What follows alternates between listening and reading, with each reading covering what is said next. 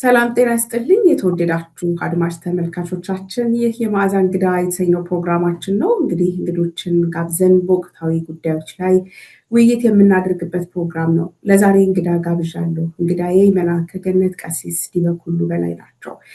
እሳቸውን እንግዲህ ብዙዎቻችን በተለያዩ ማህበራዊ ሚዲያ የትኛውንም ፕላትፎርም ተጠቅመው ሀሳባቸውን ድምጻቸውን የሚያሰሙ አባት ናቸው። ዛሬም በሮሃ ሚዲያ ተገኝተው ከኛ ጋር ውይይት ሊያደርጉ ፈቃደኛ ስለሆኑ ከልብ አመሰግናለሁ። መልአከ ገነት ቀሲስ ዲበኩሉ በላይ እንግዳዬ ሆነው ስለተገኙ ስለሚያደርጉት ትግልም ስለሁሉም ነገር ከልብ አመሰግናለሁ። በስመ አብ ወወልድ ወመንፈስ ቅዱስ አሐዱ አምላክ አሜን። እኔም ከልብ አመሰግናለሁ መዓዛ ወደ ሚዲያችሁ ሀሳቤን እንድገልጽና ያለኝን ነገር እንዳካፈል ስለጋበዛችሁኝ ከልብ አመሰግናለሁ። እግዚአብሔር ይስጥልኝ።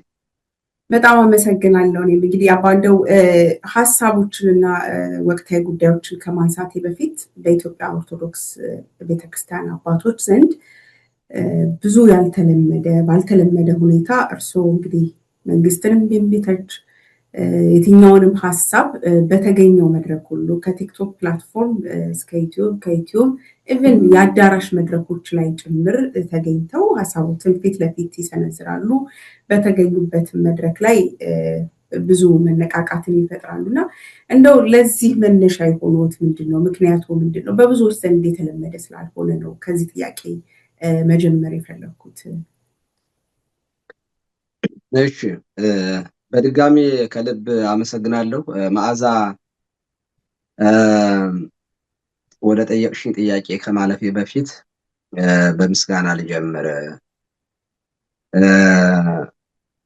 በጣም ረዥም ጊዜ ነው ማቀሽ በተለያዩ ሚዲያዎች ላይ በሰራሽባቸው ሁሉ ወጥነት ባለው መልኩ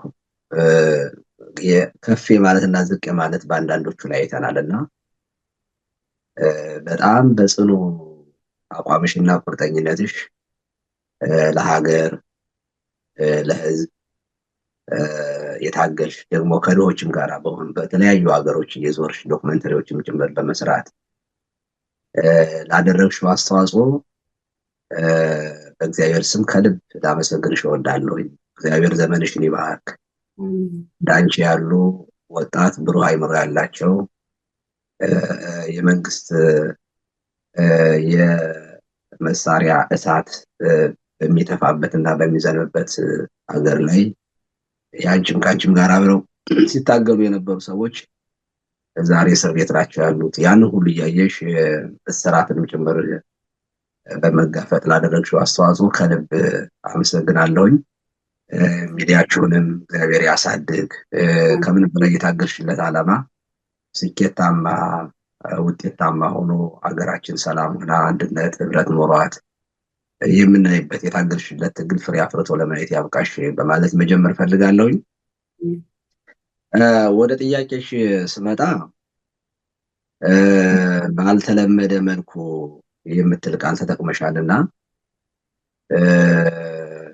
ለዚህ ትውልድ ያልተለመደ ሊሆን ይችላል እንጂ ያልተለመደ አይደለም።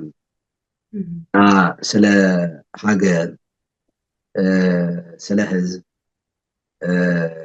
መጮህ ከየት ነው የመነጨው ከየት ነው የሚመጣው የሚል ጥያቄ ስላቀረብሽልኝ ከእምነቴ ነው ይህንን የተማርኩት፣ ከሃይማኖቴ፣ ከመጽሐፍ ቅዱስ፣ ከቤተ ክርስቲያን ታሪክ። አንድ የቤተ ክርስቲያን ልጅ ኦርቶዶክሳዊ ካህን መሰረቱ ቅዱስ መጽሐፍ ነው። 10 መጻሕፍት ናቸው እና እግዚአብሔር 2 እጆች አሉት። አንዱ መንግስት ነው፣ አንዱ ክህነት ነው። አንዱ ሀገር ነው፣ አንዱ ሃይማኖት ነው። በአንድ እጁ ሀገርን፣ ህዝብን፣ ዓለምን ይመራል፣ በሌላ እጁ ደግሞ ክህነትን፣ ሃይማኖትን ይመራል እና ሁለቱም የእግዚአብሔር አጀንዳዎች ናቸው። ካህን ደግሞ የእግዚአብሔር እንደራሴ ነው። የእግዚአብሔርን መንግስት በምድር ላይ የሚያከናውን የሚሰራ ማለት ነው። ስለ ፍትህ ስለ ርዕት እንድንሟገት ቅዱስ መጽሐፍ ነው የሚነግረን። ለድሃ አደጉ እንድንፈርድለት፣ ለመበለቲቱ እንድንሟገት፣ ፍትህ ተጓደለ ህዝብ ተበደለ እንድንል የዓለም የዲሞክራሲ ምንጮች በሙሉ የህገ መንግስቶች በሙሉ የተቀረጹት ከመጽሐፍ ቅዱስ ነው። አትግደል፣ አትስረቅ፣ አታመንዝር የሚሉ የሞራል ህጎች በሙሉ ምንጫቸው የሚቀዱት ከቅዱስ መጽሐፍ ነው። ስለዚህ እኔ ዋናውን የእግዚአብሔርን ቃል መጽሐፍ ቅዱስን ተሸክሜ የማነብ የምተረጉም የማብራራ ካህን እና የሚመነጨው ከዚያ ነው። እንደውም በዚያ ልክ በዚህ ደረጃ አንቺ ባልሽው ደረጃ የጮኩ እንዳልሆነ ነው የምረዳውን የሚገባኝ።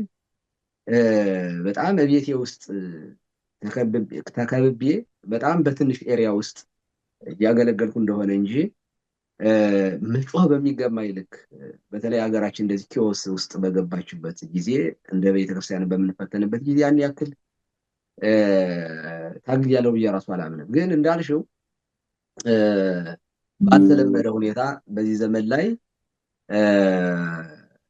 ከቅዱስ መጽሐፍ ከመነሳት ይልቅ እኛም ጭምር የሃይማኖት ሰዎች የገዛ ነው መንግስት ሃይማኖት በመንግስት ጣልቃ አይገባም የምትል የድኩማን ጥቅስ አለች። ይቺ ጥቅስ መነሻዋ ከየት እንደሆነች አትታወቅም። ወንበዴዎች፣ ሌቦች፣ ፍትህን የሚደፈጥጡ ርትዕን የሚያጠፉ ዲክታተር የሆኑ መንግስታት የሚጠቅሷት ጥቅስ የወለዷት ጥቅስ ናት። ምክንያቱም ሃይማኖት ሞራልን ስለሚጠብቅ ለመዝረፍ፣ ለመስረቅ፣ ለመፍለጥ፣ ለመቁረጥ፣ ለማሰር እንዲመቻቸው የፈጠሩልን የነሱ ጥቅስ ናት እና ያንን ማስተጋባት በጣም በእጅጉ ያሳፍራል እንጂ እኛ ሳይል ወር ተራከባ ጽድቆ ሰላም ተሳማ ብለን የምንሰብክ ሰዎች ነን። ርትዕና ሰላም፣ ፍትህና ሰላም ተስማሙ ብለን በክርስቶስ ልደት የዘመርን ሰዎች ነን። የክርስቶስ መወለድ ፍትህን፣ ርትዕን እነዚህን ነገሮች ተስማሙልን ብለን የምንዘምርበት ካህን ወንጉስ ኢየሱስ ክርስቶስን የምናመልክ አዳኛችን ብለን የተቀበልን ሰዎች ነን እና ምንጨ መጽሐፍ ቅዱስ ነው ለማለት ፈልጌ ነው ማለት ነው። በጣም አመሰግናለሁ። እኔም እንደው ባልተለመደ ሁኔታ ልልበት የፈለግኩት ያው ጊዜውን ነው፣ ወቅቱ ያለንበት ወቅት ከአሁንም ላነሳ የፈለግኩት ጥያቄ እንደተባለው ያልተለመደው የአባቶች ዝም ማለት ነው። ያልተለመደው መሆን የነበረበት ዝምታችን ነበረ። ነገር ግን እርስዎ እንዳሉት ቤተክርስቲያን እንግዲህ ኦልሞስት ላለፉት 40-50 ዓመታት የመጣው የሄደው ሁሉ የኢትዮጵያ ኦርቶዶክስ ቤተክርስቲያንን መጀመሪያ አጋር ለማድረግ ይሞክራል። ከዛ ደግሞ ጠላት ያደርጋል። ያልደረሰባት ጥቃትና መሳደድ የለም። ያለፈው 8 ዓመት ደግሞ ከመቼውም ጊዜ በከፋ ሁኔታ ነገሮች በአደባባይ የሚታዩበት ወቅት ሆኗልና ይሄ እንደው ከምን የመነጨ ነው አባ? ከዛ በተጨማሪ እኛስ ደግሞ ሌላው ቤተክርስቲያን ይመለከተኛል፣ ቤተክርስቲያን ያገባኛል የሚለው ሁሉ በዛ ልክ ተደራጅቶ መቆም ያልቻለው መመከት ያልቻለው ሁለቱም ሀሳቦች እንዴት ነው የሚታዩት? ያለፈው 8 ዓመት በዚህ ልክ የጮኸው ለምንድን ነው? ደግሞ ተጠቂውስ አካል በዚህ ልክ የቀዘቀዘው ለምንድን ነው?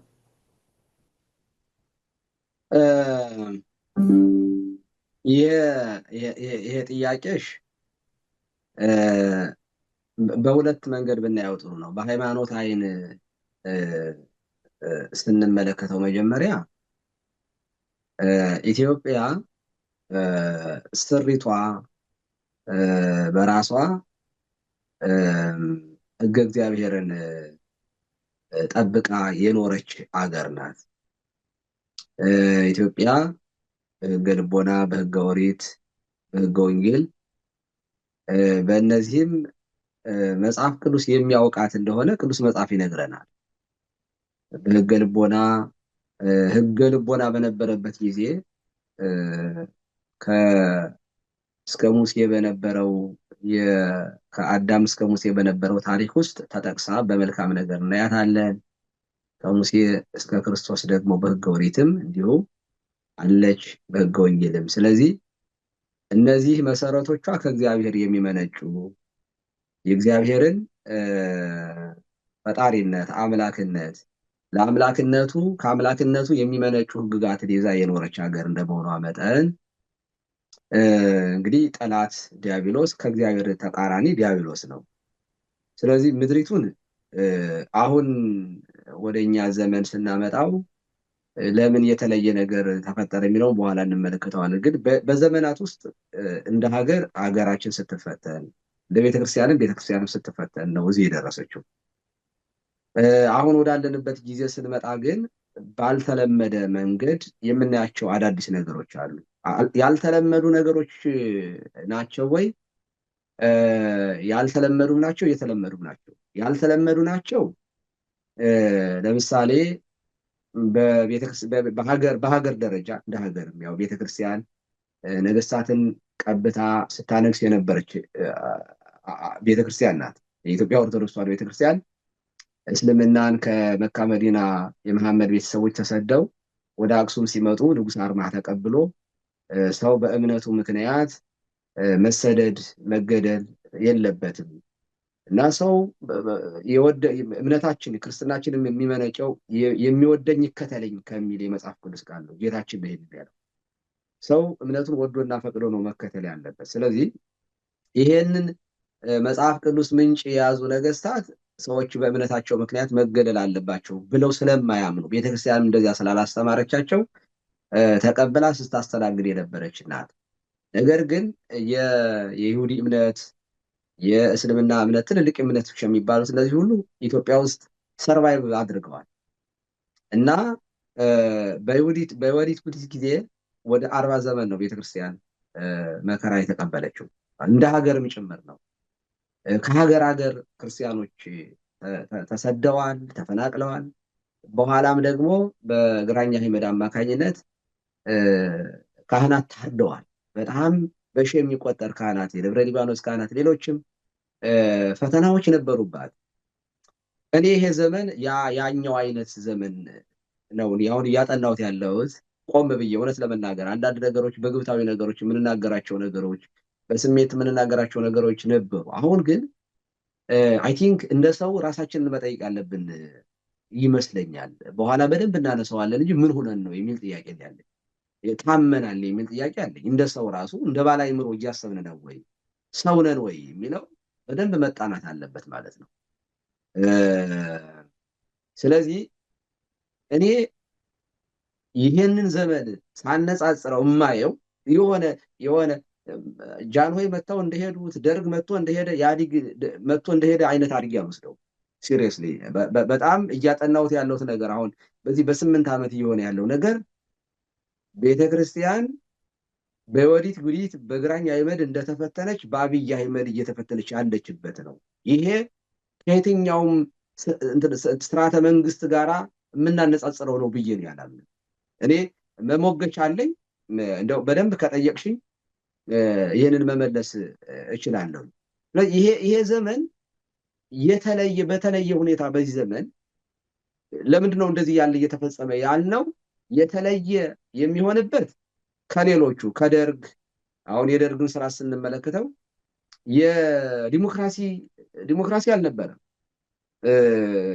ነገር ግን በሀገር ጉዳይ ላይ ግን ሀገር ድንበር በማስከበር ግን ቆራጥ ነበረ የመንግስቱ ስርዓት። የመንግስቱ ኃይለማርያም ሀገር ድንበሩን እያስጠበቀ ነው። አሁን ላይ ይሄ የለም። ሀገር ድንበር የሚባል ነገር የለም። ሱዳን የእርስ በርስ ጦርነት ውስጥ ሆና ድንበራችንን የምትይዝበት አገር ነው የሆነ ማንኛውም መጥቶ በነገራችን ጅቡቲ ሳትቀር መግለጫ የምታወጣብን አገር ሆናለች ኢትዮጵያ። ተዋርደናል፣ ያለ ውርደት ላይ ነው ያለ። ስለዚህ ከመንግስቱ ጋር አናነጻጽረው። በጨፍጫፊነቱ እንዲሆን አብይ አህመድን የሚስተካከል የለም። ሚሊዮኖችን የተቀበሩበት በደርግ ጊዜ በጣም ትልልቅ ባለስልጣናት በጣም ትልልቅ የተማሩ ሰዎች ተረሽነዋል። ምንም ጥያቄ የለው። ግን እንደ አብይ አህመድ ጊዜ ሊሆን ግን ልናነጻጽረው ግን አይገባም። በኢህአዴግ ዘመንም ስንመለከተው እንደዛው ነው። በኢህአዴግ ዘመን ሀገር ድንበርን በማስጠበቅ ደረጃ አገር ከፍሎ መስጠትም ነበረ። ግን ደግሞ ከዛም የዘለል ደግሞ በኢትዮ ኤርትራ ጦርነት ጊዜ ደግሞ ያው አገርን ለማስከበር ተሞክሯል። ያጠፉትን ጥፋት በሌላ ለማካካስ ተሞክሯል። ብዙዎቹ ሞተዋል። በጭፍጨፋ ደረጃ ስንወስደው እንዳሁኑ ሚሊዮኖች የሞቱበት ግን አይደለም። አትሊስት በኢትዮ ኤርትራ ጊዜ በጦርነት ላለቀው ህዝብ ልቅሶ በአዋጅ ታውጆ እኔ ራሴ አስታውሳለሁ፣ አልቅሰናል። በአብይ አህመድ ጊዜ ግን ልቅሶም ተከልክሏል። በጅምላ የሚቀበሩት በኢህአዴግ ጊዜ ቢያንስ እስላምና ክርስቲያን መቃብር አይከለከልም፣ ቢያንስ ተለያይቶ ይቀበራል። በእኛ ዘመን ግን ሰዎች በማንነታቸው በዚህ በብልጽግና ዘመን ግን ሰዎች በማንነታቸው የሚታረዱበት ዘመን ነው። ስለዚህ የብልጽግናን ዘመን የምናየው እንደ የወዲት ጉዲት እንደ ግራኝ አህመድ ነው። ታሪክ ይጽፈዋል ይሄንን እውነት ለመናገር። ምክንያቱም በዚህ ልክ በተለየ ሁኔታ ለምን ሆነ ከተባለ እንግዲህ የሐሰት ትርክቶቹ በመጠኑ የተዘሩ የነበሩት ነገሮች አሉ። ጸረ ቤተክርስቲያንን እንደ ጠላትነት የመቁጠር ኢትዮጵያን እንደ ሀገር የማይቆጥሩ እንደ ገዥ የሚቆጥሩ ኢትዮጵያውያን በሐሰት ትርክት የተወለዱ ይህንን የጠጡ ሰዎች በመኖራቸው የዚያ ሁሉ ድምር ውጤት ይመስለኛል አሁን የሆነ ያለው ነገር የሐሰት ትርክት፣ የልብ ወለድ የፈጠራ ታሪኮች፣ እነዚህ ነገሮች ሃይማኖት ሆነዋል። ልክ እኛ መጽሐፍ ቅዱስን በጣም እስትንፋሰ እግዚአብሔር ነው ብለን እንደምንቀበለው ኢንፋሊብል ነው የማይሳሳት ነው ብለን እንደምንቀበለው የሐሰት ትርክትን ሪያሊቲ አድርጎ የወሰደ ትውልድ በመኖሩ ዛሬ ሞቱን ቆሞ የማይመለከት ትውልድ በመፈጠሩ የባሰ የሚመስለኝ በዚያ ምክንያት ነው ለማለት ነው። መዓዛ የሐሰት ትርክቶች ግራ አውጥተው የሚሄዱበት ጊዜ ላይ ደርሰናል ለተባለው ቤተክርስቲያን ታይቶ በማይታወቅ ሁኔታ እንግዲህ የመሳደድ ዘመን ላይ ናት ማለት በሚቻልበት ደረጃ ከደረስን ዘንድ እንግዲህ ያንን ወቅት የጠቀሷቸው የግራኝም የዮዲት ጉዲትም ዘመን ላይ የነበሩ አባቶችና የታገሉ ዋጋ የከፈሉ የተሰዉ መስዋዕት የሆኑ የቤተክርስቲያን ካህናት የቤተክርስቲያን አባቶች አሉ። በዚህ ደረጃ በታሪክ የነበረው ነገር በፊት ለፊታችን በዘመናችን ሲመጣ ከአንድ እጅ ጣት የማትበልጡ ጥቂት ሰዎች ብቻ በዚህ ልክ ለምንድነው መከንከን ውስጥና ፊት ወጥቶ መታየት ውስጥ ያለ ነው? ለምንድነው ቤተክርስቲያን አባቶች አገልጋዮች የብዙ ሰው ጥያቄ ስለሆነ ነው ህመሙ ወይም ደግሞ ይሄ ያለው የተጋረጠው አደጋ እስካሁን የሆነው እንዳለ ሆኖ ያለፈውን 8 ዓመት ከዚህ በኋላ ደግሞ ሊመጣ ያለው ነገር ሁሉ ስጋት ያልሆናቸውም ነው? በፍርሃት ተሸብበው ነው? ለምንድን ነው በዚህ ልክ በመጣው ነገር ልክ ማናያቸው ለሚለው እንደው ምን አይነት ሐሳብ ነው ያለው? እንዴት ነው ያሉት? እንደ ሀገር ነው እንደቤተክርስቲያን አባቶች የሚያደርጉት ነገርም በቂ ነው ካሉኝ አይ ካን ቲንክ በቂ ነውማ። በቂማ ቢሆንማ መፍትሄ ይመጣ ነበር እኮ። እኔ እውነት ለመናገር እኔ ራሴ አሁን እየጠየቅኩ ያለሁት ይሄንን ነው።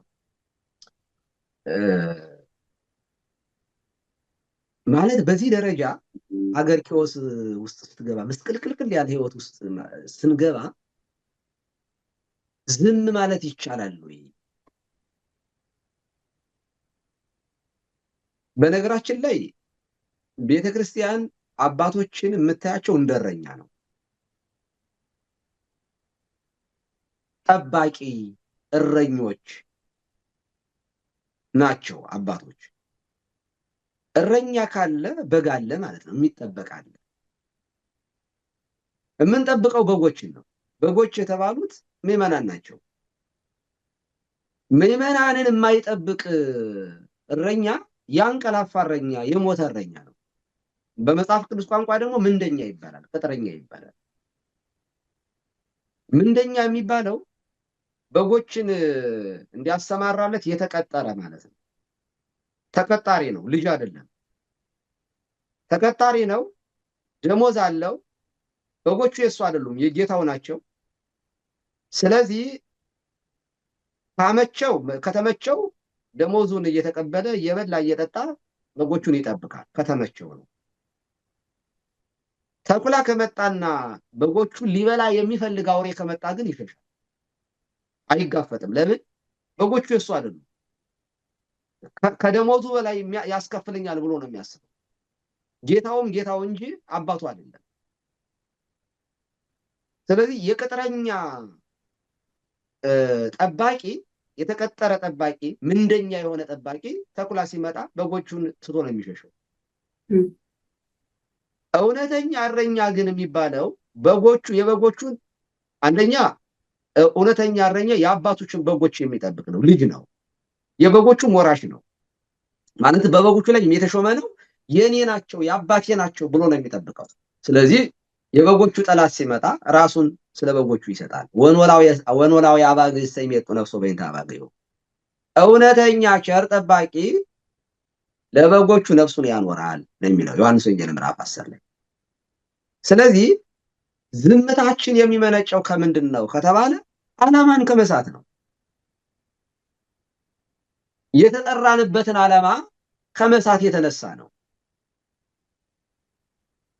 የእረኝነት የኖላዊነት መንጋውን ለመጠበቅ የተሾሙ አባቶች ክርስቲያኖች ሲጨፈጨፉ፣ ሲገደሉ፣ አብያተ ክርስቲያናት ሲቃጠሉ፣ ሲወድሙ ራሳቸውን የሚያሰማሩ አሰማሪዎች ስለሆኑ ነው። እንደዚህ ያሉ እረኞች በጉን እስካለ ድረስ ቆዳውን ማለት ያርዱትና ስጋውን ይበሉታል። ቆዳውን ደግሞ ልብስ አድርገው ይለብሱታል። እንዲህ ያሉ እረኞች ተወቅሰዋል። በትንቢተ ሕዝቅኤል ምዕራፍ 33 ላይ የእስራኤል በጎች እረኞች ጠባቂዎች ራሳችሁን ለምታሰማሩ ወዮላችሁ ተብለው፣ የሰባውን ታርዳላችሁ፣ ስጋውን ትበላላችሁ፣ የከሳውን ግን የት እንደወደቀ እንኳን አታዩትም ተብለው። እኔ ይሄ ዘመን እንዲህ ያሉ ምንደኛና ቅጥረኛ ሰዎች የበዙበት ዘመን ነው። አዲስ ዓለማየሁ በፍቅር እስከ መቃብር መጽሐፋቸው ላይ ሁለት የቤተ ክህነት ሰዎችን ገጸ ባህሪያትን ስለው ያሳዩናል። ጉዱ ካሳና ቄስ ሞገሴ እና በፊት አውራሪ ፊት የፊት አውራሪ የንስሐ አባት ናቸው ቄስ ሞገሴ። ህዝቡ ተበደለ የሚል ስም አቤቱታ ይመጣል። ይህ ህዝብ እኮ ተበደልኩ እያለ ነው፣ ምን ይላሉ አባቴ ብለው ይጠይቃሉ ፊት አውራሪ። አይ ህዝብ ተበደለ ሲል በኃጢአቱ ምክንያት ነው ይሄ ሁሉ የሚደረገው። ሲጀመር ህዝብ እኮ መንግስትን ለማገልገል እንትን ህዝብ ሁሉ እንትን ለባለስልጣናት ይገዛ ይላል። ይሄ አለመገዛት አመፀኝነት ነው ብሎ ፊት አውራሪ መግዛታቸውን እንዲቀጥሉ አፕሪሼት የሚያደርግ ነገር ነው የሚናገረው።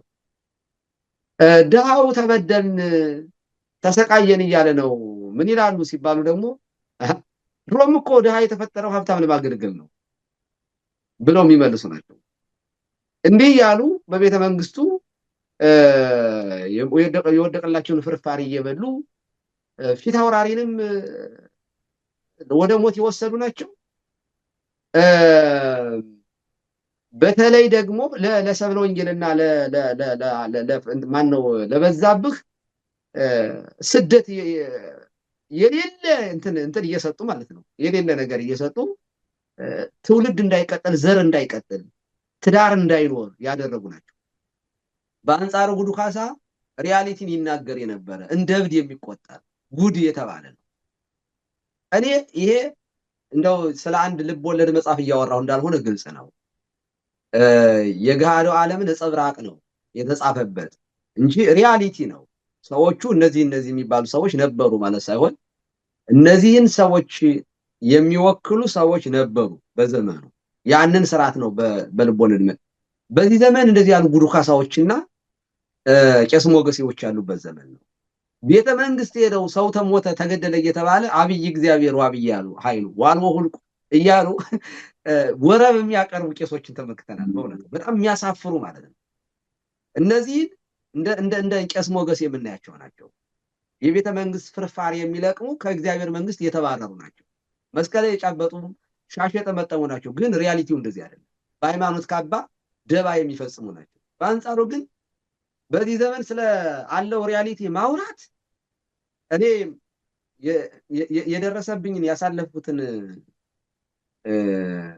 ፈተና እኔ ነኝ የማውቀው ማለት ነው። ከባድ ነው። እንዲህ መጽሐፍ መናገር እየወጡ ከምናገለግልበት ደብር ራሱ በጣም እውነት ለመናገር ምዕመናን ራሱ አይፈረድባቸውም። የሌሎች አባቶች መች ተናገሩና ለምንድን ነው እርስዎ ብቻዎትን ለምንድን ነው እንደሌላው አባት ለምን አይሆኑ? ስለዚህ በጣም ዶሚኔት መደረግ በጣም ከባድ ነገር። ምክንያቱም ብዙዎቹ ሲኖሩ ከነሱ ጋር መጮህና ብቻን መጮህ በጣም ብቻን እየጮህ ነው እያልኩ አይደለም። እና አሁን ይሄ ምንድን ነው የሚታሰበው? ቄስ ማለት በቃ ምንም የማይናገር ዝሞ የሚቀድስ ጸበል የሚረጭ አይነት ብቻ ተደርጎ ነው የሚታሰበው። እንደዚህ አይደለም። ካህን ማለት ስለ ፍትህ ስለ እውነት የሚታገል ማለት ነው። በጎቹን ከጠላት ከአውሬ የሚያድን የሚታገል ማለት ነው። ቄስ ማለት እንደዚያ እና ለምንድን ነው በዚህ ደረጃ ዝምታው የበዛው ከተባለ በቃ የእረኝነታችንን ኃላፊነት ረስተናል የሚል ነው። መልሱ እንደዚያ ነው የሚመስለኝ። ፖለቲካ ውስጥ ገብተናል። ልጠይቅ ይፈልግሻል መሰለኝ። ያ ምናልባት እንደው ከዚህ ጋር አብሬ ላነሳው እሱም እየነኩት ያለው አንዳንድ ጊዜ እንዲህ አይነት ጥያቄዎች ሲጠየቁ አባቶች ከዚህ በላይ ምን ማድረግ ይችላሉ? አባቶች ላይ ብቻ ጣት መጠቋቆም ምንድን ነው? እንደ ጋጠ ወጥነትም ይታያል። የአባቶችን ክብር የቤተክርስቲያንን ክብር እንደመዳፈር። ነገር ግን ሰዎች ቤተክርስቲያን እንኳንስ አይደለም እንደ ቤተክርስቲያን ለመጣባት ጥቃት ለመጣባት አደጋ ይቅርና በሌሎች ድክመቶቻችን፣ በሌሎች ህመሞቻችን፣ በሌሎች ፍትህ ማጣት ጉዳዮች በማንነት ሰው ሲጠቃ፣ በፖለቲካ እንኳን ሰው ጥቃት ሲደርስበት፣ ፊዚካል ጥቃት አካል ጉዳት ሲደርስበት፣ መሳደድ ሲመጣበት ቤተክርስቲያን መከለያ ናት። ቤተክርስቲያን አባቶች ጠበቃ ናቸው። ለምን ዝም አሉ ሁሉ ሊባሉ ይችላሉ በሌላ ጉዳይ። አሁን ግን በቀጥታ የመጣው ነገር ከቤተክርስቲያን ጋር የተያያዘ ነው። ቤተክርስቲያንን ማሳደድ፣ ቤተክርስቲያንን ማጥፋት ነውና የተያዘው። አባቶችን በዚህ ልክ ዲማንድ ማድረግ እንደው የቤተክርስቲያንና የአባቶችን ክብር መዳፈር ተደርጎ ይታያል ወይ ለማለት ነው። ጥሩ ጥያቄ ነው ያነሳሽው። መጽሐፍ ምን ይላል? እኔ እንደውም በኋላ በመፍትሄ ሐሳቦች ብታነሽልኝ ይህንን ነገር ደስ ይለኛል። እውነተኛ እረኞችን ከሐሰተኞች ለይተን ማየት እንዳለብን መጽሐፍ ቅዱስ ያስተምረናል። ሻሽ ጠምጥመዋል፣ ቀሚስ ለብሰዋል፣ መስቀል ጨብጠዋል፣ በምን እንለይራቸዋለን የሚል ጥያቄ ከተነሳ ወእምፍሬሆሙ ተአምርዎ ከፍሬያቸው ታውቋቸዋላችሁ ነው የተባለው። የአባት መመዘኛ ፍሬው ነው፣ ኑሮው ነው። በእኛ በቤተክርስቲያን በኦርቶዶክሳዊ ቤተክርስቲያን ውስጥ ክርስትና ኖዊንግ ብቻ ሳይሆን ሊቪንግ ጭምር፣ እውቀት ብቻ አይደለም፣ መኖር ነው። ቴዎሲስ ነው። እግዚአብሔርን የመምሰል ህይወት ነው። እረኛችንን ነው መምሰል ያለብን። አለበለዚያ አባቱን የማይመስል ልጅ የአባቱን አይደለም፣ ዲቃላ ነው የምንሆነው። እኛ ክርስቶስን ነው መምሰል ያለብን። ቅዱስ ጳውሎስም እኔ ክርስቶስ እንደምመስል እናንተ እኔን ምሰሉ ነው ያለው። መጽሐፍ ቅዱስ እንደሚነግር እንግዲህ የዮሐንስ ወንጌል ምዕራፍ 10 ላይ እንዲህ ይላል። የራሱንም ከቁጥር 2 ጀምሮ ላንብልሽ። በበሩ የሚገባ ግን የበጎች እረኛ ነው። ለእነርሱ በረኛው ይከፍትለታል፣ በጎቹም ድምፁን ይሰሙታል። የራሱንም በጎች በየስማቸው ጠርቶ ይወስዳቸዋል። የራሱንም ሁሉ ካወጣቸው በኋላ በፊታቸው ይሄዳል። በጎቹም ድምፁን ያውቃሉና ይከተሉታል። ከሌላው ግን ይሸሻሉ እንጂ አይከተሉትም፣ የሌሎችን ድምፅ አያውቁምና ይላል። አሁን ይሄ ሁለት ነገሮች ናቸው ተነጻጽረው የቀረቡልን። ጌታ ያስተማረን እውነተኛ እረኛ አለ፣ በበር የሚገባ ሐሰተኛ ምንደኛ ቅጥረኛ ደግሞ አለ፣ በመስኮት የሚገባ ደግሞ አለ፣ ሰብሮ የሚገባ አለ። አሁን እውነተኛውን እረኛ አንደኛ እውነተኛ እረኛ በምን እናውቃለን ከተባለ በጎቹን በስማቸው ለይቶ የሚያውቅ ነው። አየሽ፣ የሚያውቅ ነው፣ የሚረዳ ነው፣ ያውቃቸዋል። ስለዚህ በጎቹ ስለሚያውቃቸው ማወቅ፣ ይሄ ኢንቴንሽናሊ ዝም ብሎ የውጫዊ እውቀት አይደለም። የበጎቹን ስሜት የሚረዳ በጎቹ ምን እንደሚፈልግ።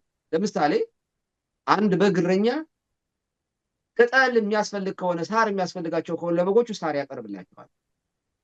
ውሃ ከጠማቸው ደግሞ ውሃ ነው የሚሰጣቸው።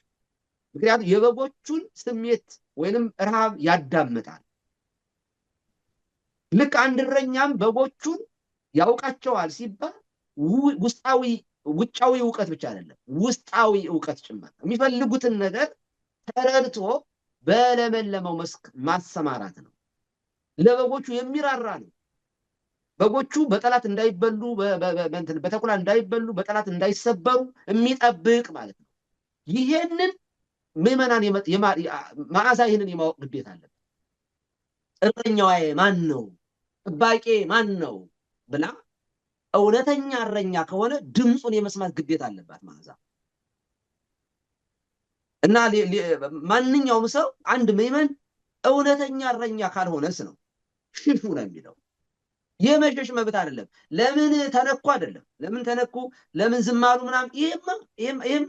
ይሄማ በቃ ምንም ኖርማል ነገር እኮ የመሸሽ መብት የመተው መብትም አለ። አባቴ አይደለህም፣ አላውቅህም፣ አታቀኝም፣ አላውቅህም። እኔ እንደውም መጠየቅ ያለብን ለምንድን ነው ሰው የማይሸሸው የሚል ጥያቄ አለኝ። ቆመው የሚያስበሉ እረኞቹን አባቴ ለምንድን ነው የሚለው ሰው? እኔ እንደውም በአሁኑ ሰዓት ላይ ሙግቴ እሱ ነው። ለምንድን ነው መለየት አይችልም ወይ ሰው ራሱ? ለምንድን ነው እኔ ለህዝቡ ራሱ ጥያቄ ያለኝ ማለት እንደ ህዝብ ራሱ ምዕመናን ራሱ በእኛ ማሳበብ ማቆም አለባቸው። መጽሐፍ ቅዱስ ምን ይላል? ከሌሎቹ ሽሹ ብሎ የለ። ለምን አይሸሹ? አመንዝራውን፣ ሌባውን፣ ወንበዴውን አባቴ ብሎ ለምንድን ነው ህዝቡ ራሱ የሚሸከመው? ይሄ እኮ ሌባን ማጀገን እኮ ነው። ይሄ እኮ ሌብነትን ማበረታታት እኮ፣ ወንጀለኛነትን ማበረታታት እኮ ነው። መጽሐፍ ቅዱሳዊ አይደለም። ይሄ ኃጢአትን እኮ ኤክሰርሳይዝ እንደማድረግ ነው የሚቆጠረው። ባዲ ኤግዛምፕልን ሰው ተከትሎ የሚሄድ ከሆነ እውርን ከመራው ገደል ነው የሚገባው። እውርን እንዴት ይመራዋል? ይሄ የመጽሐፍ ቅዱስ አገላለጽ በእውቀት የታወሩ ከህይወት የታወሩ ህይወታቸው ጨለማ የሆኑ ሰዎች ወደ ብርሃን ሰዎችን ሊያመጡ አይችሉም። የመሸሽ መጽሐፍ ቅዱስ ሽሹ ነው የሚለው። እንደዚህ ካሉት ሽሹ፣ እውነተኛውን ለይታችሁ ወቁ። ምክንያቱም ሰው በምን ለይተን እናውቃለን? ጋር አይምሮ ጠባይ ያለው ሰው ክርስቲያን ደግሞ አይምሮ መንፈሳዊ ማለት አይምሮ ጠባይ በተፈጥሮ ሰው ሙስሊም ክርስቲያን ጴንጤ ሳይል ሁሉም ሰው አይምሮ ጠባይ ያለው ነባቢት ለባዊት ህያዊት የሆነች ነፍስ የምትመረምር ነፍስ ክፉና ደጉን በህገ ልቦና ማንኛውም ሰው ያውቃል። በነገራችን ላይ ህግ የሌላቸው ሰዎች ራሱ የህሊና ህግ አላቸው። ኦሪት የህሊና ህግ ግልባጭ ናት፣ ኮፒ ፔስት ናት። የውስጡ ህግ ያልተነበበው ህግ ነው ወደ ውጭ በወረቀት የተጻፈው እንጂ ኦሪት አዲስ የሆነ ነገር የተፈጠረ ነገር አይደለም። መግደል ኃጢአት እንደሆነ በጽሁፍ ደረጃ የተሰጠው ለሙሴ ነው። ግን መግደል ኃጢአትን መሆኑን የተረዳው ግን ቃየል የመጀመሪያው ገዳይ ነው። አትግደል የሚል ህግ አልነበረም በቃየል ጊዜ። ጽሁፋዊ ህገ ልቦና ነበር የነበር። ግን አንደኛ መግደል እንዳለበት ክፋትን ራሱ ፈጠራት በዲያብሎስ አነሳሽነት። ከዛ በኋላ ገደለ። አትግደል የሚል ህግ ማንም ሰው ከዛ በፊት ከአቤል በፊት የሞተ የለም፣ በስጋ ማለት ነው። በመንፈስ ያው አዳምና ሔዋን ከሞት በኋላ ነው የወለዷቸው። ከዛ በኋላ ግን ወዮልኝ ነው ያለው ቃየል። በህይወት የተቅበዝባዥ ይሆናለሁ፣ ያገኘኝ ሁሉ ይገልኛል ይላል። ይሄ የህሊናው አይምሮ ጠባይ ሆኖ ይነገር። ስለዚህ ሰው እንኳን አይምሮ መንፈሳዊ ደግሞ በልጅነት የምናገኘው የእግዚአብሔር ጸጋ ነው። መንፈሳዊ አይን ማለት እዚህ ምድር ላይ ቁጭ ብሎ ሰማይን መመልከት ነው። ይሄ ከጠፈሩ በላይ ያለውን የሥላሴን አኗኗር መመልከት፣ በሰማይ ያለውን ትኩር ብለን የምናይበት መንፈሳዊ አይን አለን። ልክ ቅዱስ ጴጥሮስ እቤቱ ቁጭ ብሎ ሐናንያና ሰጲራ ይማከሩ የነበሩትን እንዳየ፣ ሙሴ ሰለጳድን እንደመረመረው፣ ኢያሱ አካንን እንደመረመረው፣ ቅዱስ ጳውሎስ በራያሱስ እንደመረመረው አይነት እኛ መንፈሳዊያን ሰዎች ሁሉን እንመረምራለን። መንፈሳዊ ነን። ስለዚህ ምን ለማለት ፈልጌ ነው? ይሄንን የማወቅ የመረዳት ምዕመናን ኃላፊነት አለባቸው። አጃምነው ዝም ብሎ የጠመጠመውን ሁሉ የሚከተሉ ከሆነ እረኛው ባለማስተማሩ ቢጠየቅም ህዝቡ ራሱ አይምሮውን ተጠቅሞ ባለማድረጉ ራሱ ይጠየቃል። እንኳን ክርስቲያን የማያምኑት እንኳን ቢሆን ከእግዚአብሔር ፍርድ አያመልጡም። በነገራችን የማያምኑትም እንኳን ቢሆን ህግ ያልተሰጣቸው እንኳን ቢሆን ከህሊናቸው ከባህሪያቸው ህግ የተነሳ ይጠየቃሉ። እና ይሄንን የመከተል ያለመከተል መብት አላቸው ልጅ ፈልጌ ነው ማለት ነው። በጣም አመሰግናለሁ። እንደው ሰፋ ያለውን ሀሳብ ካየነው አይቀር ስፔሲፊክሊ እንደው ወደ ሁነት ነው በየጊዜው በጣም በሚያሳዝን ሁኔታ እኔ በጣም ስለሚሰለቸኝም ጭምር ነው በሁነቶች ላይ ማውራት። እነሱ ይገድላሉ፣ እነሱ ያፈናቅላሉ፣ ከዛ እኛ ስለተፈናቀለው ስለተገደለው እናወራለን፣ እናለቅሳለን። ከዚህ ቀደም እንደው ለመደገፍም እንደው በየት በኩል ናቸው ለማለትም እድል ነበር። አሁን እሱም የጠበብበት ጊዜ ነው ያለውና አሁን ወዳለው ነባራዊ ሁኔታ ሊወሰዱት ወደ መፍትሄ ሀሳቦችን ለመምጣት እንዲመቸና ስለ አርሲው ጉዳይ ያሉት መረጃስ እንደው እንዳጠቃላይ ያሉትን መረዳት በተመለከተ አንስተን እናውራና ሌሎች ሀሳቦችን አመጣለሁ። እግዚአብሔር ይስጥልኝ ማዛ ስለጠየቅሽኝ አመሰግናለሁ። ስለ አርሲ ጉዳይ አርሲ የአኬልዳማ የደም ምድር ከሆነች ቆይታለች።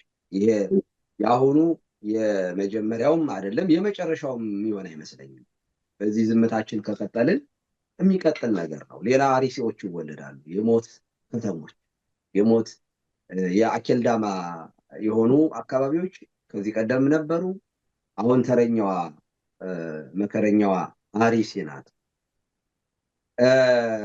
አሁን ያለው ሁኔታ ምንድነው? አሁን ያለው ሁኔታ ምንም የመረጃው ዲቴል ዝርዝር እንደው ይሄ 2 3 4 ተብሎ መዘርዘር ጊዜ ማባከን ነው የሚሆነው። ምክንያቱም ዛሬ በማህበራዊ ሚዲያ ላይ ሁሉም ሰው የሚጻፈውን የወጣውን መግለጫ እየታየ ስለሆነ አርሲ አሁን በምን ላይ ናት ያለችው? ክርስቲያኖች በማንነታቸው ምክንያት ቤተ እምነታቸው ተቃጥሎ ቤታቸው ተቃጥሎ በጫካ ውስጥ ያሉባት፣ ገዳዮቹ አካባቢውን ተቆጣጥረው አሸባሪዎቹ ያሉባት፣ መንግስት የሞትን አዋጅ ያወጀባት ከተማ ናት። በነገራችን ላይ ወደዚህ አካባቢ ሄዶ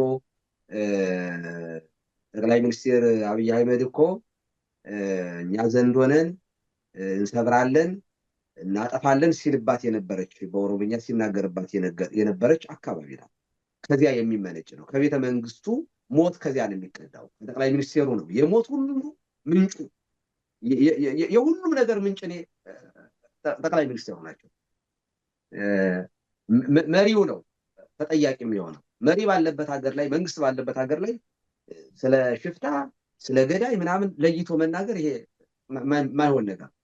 ስለዚህ ሞትን ራሱ ክሬት ያደረገው መገዳደልን ራሱ ይሄ አሁን ላለው ነገር መነሻ መሬቱን ያረሰረሰውና ያረሰው ጠቅላይ ሚኒስትሩ ነው። ስለዚህ የዚያ ሃርቨስት ጊዜ ነው። አሁን አጨዳ ላይ ነን። ሞትን ዘራ እንትን የጥላቻን ዘራ ሞትን እያጨደ ያሉና ለዚህ ደግሞ የሐሰት ትርክቱ የብልጽግና የሐሰት ትርክት ቤተክርስቲያኗ ለብልጽግና የማትመች ለብልጽግና የሚመቸው እምነት ጎስፐል ፕሮስፐሪቲ እንደሆነ የብልጽግና ወንጌል ነው የሚያዋጣው። የብልጽግና ወንጌል መነሻው ደግሞ ምን የሚል ነው? ትምህርቱ ራሱ ቴዎሎጂው ራሱ ምን የሚል ነው? ሀብታም ነኝ ድሃ ነኝ እንዳትል፣ ድሃ ነኝ ካልክ ድህነት ይውጥሃል። ሀብታም ነኝ በል፣ ሀብታም ነኝ በል። ሀብታም ነኝ ካልክ ያልከውን ትወርሳለህ፣ ያየውን ትወርሳለህ። ምኞትህ ስለሆነ የሚወርስህ ኢንቴንሽናሊ የምታየውን ባድ የሆነውን ነገር እንኳን ስታይ መልካም ነው ብለህ መልስ የሚል የምንፍቅና የመጨረሻ። በነገራችን ላይ ፕሮቴስታንቶች ይህንን ያወግዙታል። የሁሉም ጎስፐል ፕሮስፐሪቲ እንደ ምንፍቅና ነው። ያ በነ ሉተራን፣ መካነ ኢየሱስ፣ ሌሎችም ዲኖሚኔሽኖች እንደነ ካልቪኒስት ያሉ ትምህርቶች ይህንን ያወግዙታል። ፕሮቴስታንት ብዙ ዲኖሚኔሽን ነው፣ ከ47,000 በላይ ዲኖሚኔሽን ነው። ስለዚህ ሁሉም ይህንን እምነት የብልጽግና ወንጌል የተወገዘ ትምህርቱ ራሱ የሞተ ነው። ስለዚህ ከዚያ የሚቀዳ ነው። ሎጎውም የብልጽግና ነው። የሀገሪቱ በጣም የሚገርም ነገር እኮ ነው። አንድን አገር ፖለቲካዊ የሆነ አደረጃጀት ያለው በዚህ ዘመን የሃይማኖትን ሎጎ ያደረገ የሃይማኖትን ስም ለፖለቲካ የተጠቀመ ብቸኛ ጀግና አለማድነቅ አይቻልም። ጠቅላይ ሚኒስትሩ በዚህ አለማድነቅ ሚሊዮኖች በርን ያደረገ እኮ ጠቅላይ ሚኒስትር በድን በቃ ምልክ እንደ ናይጄሪያ ፓስተሮች በሰው ጀርባ ላይ የሚረማመዱ አሉ፣ ሰውን ሳር የሚያስግጡ። የኢትዮጵያን ሕዝብ እኮ ሳር ያስጋጠ የጋለበ ጀግና መሪ እኮ ነው። እኔ ጠቅላይ ሚኒስትሩ በጀግንነቱ በክፋቱ አለማድነቅ አይቻልም። የሚጋለብ መኖሩ ግን መሞታችንን የሚያሳይ ነገር። ጤነኛ ፖለቲከኛ እንዴት ይጠፋል? በእድሜም በእውቀትም የሚበልጡ ሰዎች የእሱ ተገልጋዮች ሆነች። ምንድን ነው የሆኑት? ሲሪየስሊ እንዲህ ምንድን ነው የሆኑት?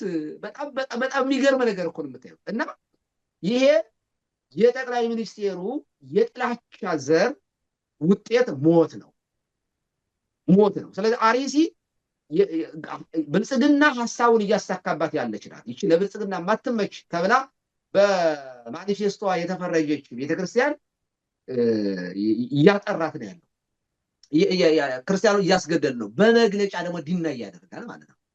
ስለዚህ ስለምንረሳ ነው እንጂ ራሱ ነው እንሰብራለን ዞነን ሲል እዚህ አካባቢ ትንኞች አሉ እያለ ነው። መጥራት አለባቸው። እንደዚህ ጠቅጥቀን እንሰብራለን ብሎ ነው እየሰበረ ነው። ትንሽ ናቸው፣ ማይኖሪቲ ናቸው፣ ክርስቲያኖች ነው። እዚህ አካባቢ ማጥራት አለብን የሚል ስብከት ነው የሰበከው። እኛ ግን እንግዲህ አይገባንም መሰለኝ። እኔ ለምን እንደማይገባን አንቺን ልጠይቅሽ መዓዛ፣ በእውነቱ ለእኔም ስለማይገባኝ። ያ እሱ እንግዲህ ወደሚመለከታቸው አካላት ነው እንግዲህ የምንመጣው እና ሳስብ የነበረው ነገር ስለ ምዕመናን ቅድም አንስተናል። በውጭ ሀገር ስለሚገኙ ቤተክርስቲያን አባቶች እና ሌሎች ነገሮች በኋላ እመጣበታለሁ እና እንደው እዛው አጠገባቸው ያሉትን ስለ ቅዱስ ሲኖዶስ ያሰብኩ ነበር እና የቤተክርስቲያን የበላይ የሆነው ቅዱስ ሲኖዶስ ለምንድን ነው በዝምታ የሚያልፈው? በቃ አይምሯችን ሁላችን እንጠይቀዋለን። ምንድን ነው የሚያስፈራው? ሳስብ የሚገርመኝ ያ ነው። አባ ምንድን ነው የሚያስፈራው? መሳደድ ነው? በዚህ ንግግር በዚህ ጉዳይ ላይ አቋም ቢይዙ የሆነ ነገር ቢያደርጉ ቅዱስ ሲኖዶሱ ምን ሊፈጠርበት ይችላል? ከዚህስ የባሰ ምን ነገር ይመጣበታልና ነው በዝምታ ሊያልፎ የፈለገው? ወይስ እኛ እንደው ከውጭ ያለን ሰዎች ያልገባን ያላየነው ነገር አለ ብዬ ሳስብ የሃይማኖት አባት ሳገኝ ልጠይቅ የምፈልገው ሁልጊዜ ጥያቄ ይሄ ነው።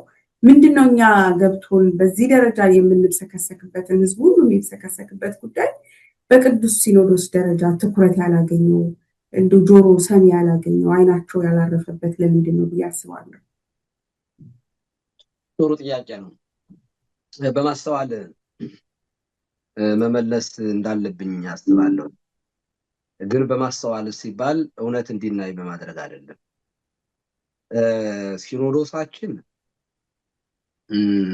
አንደኛ ገና ልጅ ነው። የ50 እና የ60 ዓመት እድሜ ያለው ሲኖዶስ ነው። እንደሚታወቀው የራሳችን ጳጳሳት መሾም የጀመርነው እና በራሳችን መመራት የጀመርነው በ60ዎቹ ውስጥ በጃንሆይ አማካኝነት ነው። ከዚያ በኋላ ያልጠራ ያልተለየ ዝም ብሎ እንክርዳዱና ስንዴው የተቀላቀለ አይነት ጉባኤ ነው ያለን። በእውነቱ ጳጳሳቱ ከአመራረጣቸው ጀምሮ የመንግስትን ስትራክቸር ተከትለው የተሾሙ ናቸው። በኮታ የተሾሙ ናቸው። ይሄ ሪያሊቲ ነው። ምንም ማድረግ አይቻልም። ትግረኛ ተናጋሪ፣ አማርኛ ተናጋሪ፣ ኦሮምኛ ተናጋሪ እየተባለ በነገራችን ላይ ቋንቋውን በደንብ የሚችሉ ጳጳሳት መሾማቸው ጤናማነት ነው። ሰው በቋንቋ እንዲሰብኩ እንዲያስተምሩ ቤተክርስቲያን አፕሪሼት ስለምታደርግ ቋንቋ ተናጋሪ በጣም ብዙ ቋንቋ የሚናገር ሰው ካለ እንዲያውም የበለጠ ተፈላጊ ነው ለቤተክርስቲያን። በነገራችን ላይ ቋንቋ ኃጢአት አይደለም። ሰው በቋንቋው መናገሩ በቋንቋው አገልግሎት ማግኘቱ በጣም ጤናማና እንዲያውም የምንናፍቀው ነገር ነው። እግዚአብሔር እንዲያውም ጸጋው ቢሰጠን እንደ ሐዋርያት መንፈስ ቅዱስ ቋንቋ ቢገልጽልን የምንመኘው ነገር ነው። የመንፈስ ቅዱስ ስጦታ ነው። ቋንቋ ኃጢአት አይደለም። ግን ያለ እውቀት ያለ መንፈሳዊ ልኬት አባትነት ከመንፈሳዊነት ዓላማውን ማሳካት የሚችሉ እውቀት ጥበብ የሞላባቸው ሰዎች ነበሩ መሾም የነበረባቸው። መንግስት እያስገደደ እገሌን ካልሾምክልኝ የተባሉ የተሾሙ ሰዎች አሉ። ዳዊት የማይደግሙ ጳጳሳት፣ ውዳሴ ማርያም የማይደግሙ ሲሪየስሊ። እኔ ቀልድ እንዳይመስልሽ መዓዛ፣ ጆሮአቸውን ይዘው ቢጮሁባቸው ቃለ እግዚአብሔር ምንድን ነው ያለ ከአንቺ እኩል የሚሰሙ አሉ። እኩል ቃለ እግዚአብሔር ከአንቺ ማለት ምዕመንሽ ብዬ ነው ከአንቺ ስልሽ ሽታው የሌላቸው የቤተ ክህነት ሽታ የሌላቸው ሰዎች ተሹመው ሶፋ በየጫካው እየያዙ ፎቶ የሚነሱ ሰዎች ያሉበት ሲኖዶስ ነው። እንደዚህ ያሉ ሰዎች አይጠበቅም ከነዚህ አሁን ስለ ቤተክርስቲያን። ምክንያቱም ትልቁ ችግር ቅዱስ አትናቴዎስ እኮ እንዲህ ብሏል፣ መንግስትና ቤተክርስቲያን ሲቀላቀሉ እውነት ትሰዋለች ብሏል። እዚህ ላይ ነው ፖለቲከኞች ቄስ ሲሆኑ ምንም ልሙጥ የሆኑ ከቃለ እግዚአብሔር ነፃ የሆኑ ሰዎች ቆብ ሲጭኑ የሚፈጠር ነገር ነው። ይሄ ደግሞ ትንቢት አለን። እንጦንስ ታላቁ እንጦንስ የምንኩስና ጀማሪ ነው። ቤቱና በጳውሊ ነው የተጀመረው። ምንኩስና በእንጦንስ ነው እና እንጦንስ ራእይ ያያል። የመጀመሪያ ነጫጭ አርጋቦች፣ በኋላው ደግሞ በነጩ ላይ ጥቁር ነገር ነጠብጣብ ያለባቸው ህንብርብር ዝንጉርጉር ነጭና ጥቁር፣ በመጨረሻው ጥቋቁር አርጋቦች ሲወጡ አየውላል። እነዚህ የመጀመሪያው ነጫጭ አርጋቦች በምንኩስና የምትወልዳቸው መንፈሳውያን ልጆች ሰማያውያን መላእክትን መስለው የሚያገለግሉ መነኮሳት ናቸው። በኋለኛ ግን በሁለተኛ የመጡት ስጋዊውንና መንፈሳዊውን ሁለቱን ቀላቅለው የያዙ ናቸው። በሶስተኛ ላይ የሚመጡ ግን ጥቋቁር አርጋቦች የተባሉ ፍጹም ከመንፈሳዊ የወጡ ናቸው። አሁን እነዚህን መነኮሳት የምንመድባቸው ከጥቋቁሮችና ከነጫጮቹ አይደለም። ሲሪየስሊ እሱን አልፈነዋል። ጥቋቁሮች ድፍን ጥቁሮች ናቸው ያሉ ምንም አይሰሙም ማለት ምክንያቱም ምዕመናን ሲታረዱ ኮምፕሮማይዝ የሚያደርጉ በሙሉ ጥቋቁር አርጋቦች ናቸው። እነዚህም እዚያ ውስጥ ገብተዋል። ከሐዋርያት መካከል ይሁዳ እንደተገኘ እዚህ ውስጥ አሉ። ምንም እኮ አይሰሙም እኮ በነገራችን ላይ አጀንዳ እንኳን አያደርጉትም። አሁን የሆነ ስብሰባ ተሰብስበው ይሄ ይደረግ ምናምን ይሄንን ስል ግን በጣም ጤነኛ የሆኑ አባቶች በጣም ጤነኛ የሆኑ የሚታገሉ አባቶች አሉ። እንደው እንደ ህዝብም የምታዳምጡኝ ሰዎች ፕሊዝ ትኩረታችን ጀግኖችን እውነተኞችን የመለየት ስራ እንስራ።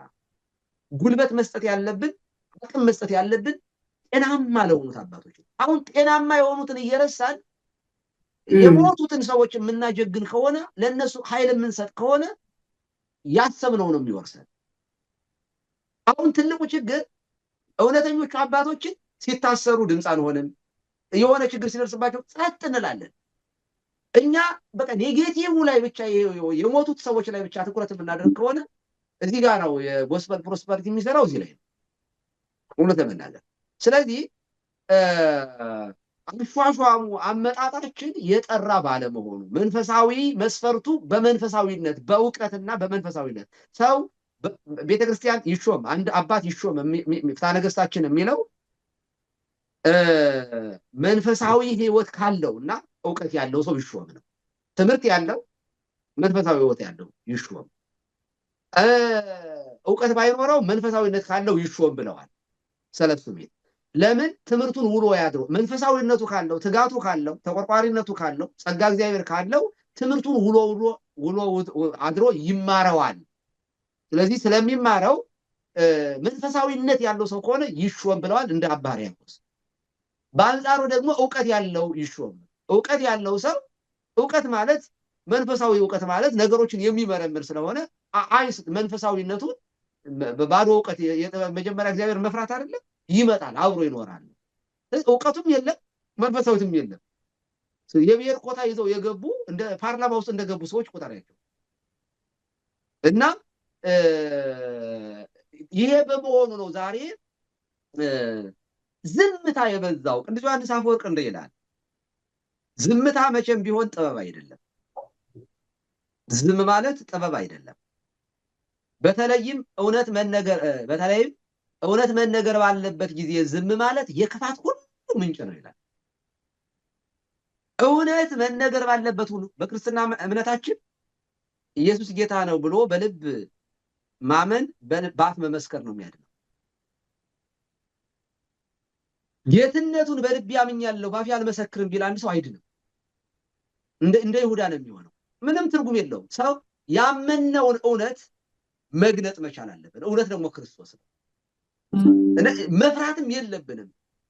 ኢትፍርህዋ ለሞት ፍርህዋ ለኃጢአት ነው። ሞትን አትፍሩት ኃጢአትን ፍሯል። ኃጢአትን ነው መፍራት ያለባቸው።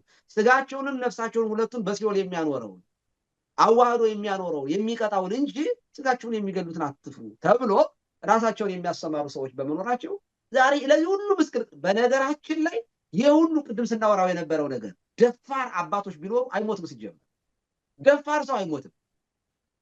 እውነትን የያዘ ሰው ቢኖር ኖሮ አይተናል። የዛሬ እንደመነሻ ስለምንረሳ ነው እንጂ የህገወጥ ጳጳሳት ሲመት ጊዜ እኮ ጥቁር ልበሱ ሲሉ ብፁዕ አቡነ አብርሃምና ብፁዕ አቡነ ጴጥሮስ እኮ እንኳን ብፁዕ አቡነ አብርሃምና አቡነ ጴጥሮስን ሊገላቸው ይቅርና መንግስት እኮ እግራቸው ስር እኮ ነው የወደቀው። እባካችሁ እኮ ነው ያለው።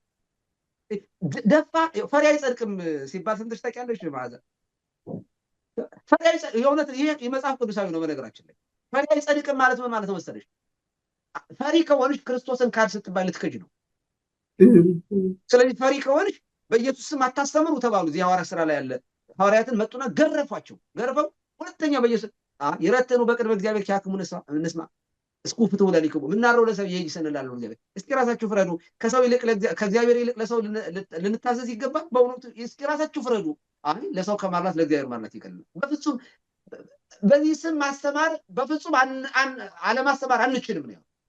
ኢንክ ከቢቶቶ ለዝንቱ ነገር ነው እንሸሽገው ዘንድ ይህን ስም አንችልም። ስለዚህ እኮ ነው የሞቱ እና የሰማዕታት ደም ደግሞ ዘር ስለሆነ የክርስትና ዘር ስለሆነ የኛን አበቀሉ። አሁን ይኸውላችሁ ዝም ምንል ከሆነ ክርስቲያን አሮች ላይ ክርስቲያኖች ሲሞቱ ዝም ምንል ከሆነ ክርስትናውን የምንገለው በዝምታችን ነው። እረኞቹ ዝም ካሉ ክርስትናው ይጠፋል። ምንም ጥያቄ የለውም። በጣም ትልልቅ ቅዱስ ጳውሎስ የሰበከባቸው ከተሞች ተወርሰዋል። አብያተ ክርስቲያናት መስጊድ ሆነዋል። ስንሞት እንበዛለን ምናምን ከኮንቴክስቱ ውጭ አውጥቶ መተርጎም ተገቢ አይደለም። የምንበዛው እረኞቹ ለበጎቹ ስንሞት፣ አዎ እውነት ነው። እረኛ በሞተ ቁጥር ብዙ ልጆች እየተወለዱ ነው የሚሄዱት እየጠነከሩ። ምክንያቱም በጎች ይድናሉ። አንድ እረኛ አንድ አይደለ? አንዱ ሲሞት ሌሎቹ ይድናሉ። አንዱ ክርስቶስ ስለሁሉ ሞቶ አይደለ? ሁላችን ሄዳን ነው እና እኛም እረኞቹ ስንሞት ይኸውልህ አንድ እረኛ ቢሞት ኖሮ ዛሬ ኢትዮጵያ ውስጥ የሚሊዮኖች ሞት አይኖርም ነበር። ሲሪየስሊ ነው የምነግርሽ። ይሄ እንዲህ በዚህ ዘመን ሚሊዮኖች በሞቱበት ዘመን አንድ እረኛ የሚሞት አባት በማጣታችን ይኸው ሚሊዮኖች እየሞቱ ነው። ይቀጥላል ነገር እና ራሳቸውን የሚያሰማሩ በጎች እረኞች በመኖራቸው፣ ለመንጋው የማይራሩ ነጣቂዎች በመኖራቸው፣ መንግስት ውስጥ የተቀላቀሉ ፖለቲከኞች ቀሚስ ለብሰው መጥተው እምነት የሌላቸው ሰዎች፣ ይሄ በኢህአዴግም ጊዜ ነበር። ታጋዮች ቀሚስ ለብሰው ቤተ ክህነት ውስጥ ገብተው ነበር ሙሉ በሙሉ ማለት ነው። ስለዚህ ዛሬም የዚያ ያው ብልጽግና የኢህአዴግ የበኩር ልጅ አይደለም። አዎ እንደዚያ እኮ ነው። የመጀመሪያ ልጅ ነው። ቀጥሎ የሚወለደው እግዚአብሔር ይወቀው እና ለዚያ ነው ለእውነት ባለመቆማችን ነው። እዚያ ውስጥ ያሉ ሰዎች የጠራ እምነት የሌላቸውና ለፖለቲካ ያደሩ ስለሆኑ ነው። ትናንትና ጥቁር ያስለበሱን ሰዎች ዋናውን መንበር ይዘውታል። የኔ እናት ተሳክቶላቸዋል እኮ በነገራችን ላይ። ስለዚህ አሁን እነዚያ ሰዎች እየተበቀሉን ነው ወይንስ በቀል ነው እየተበቀሉን ነው ያሉት?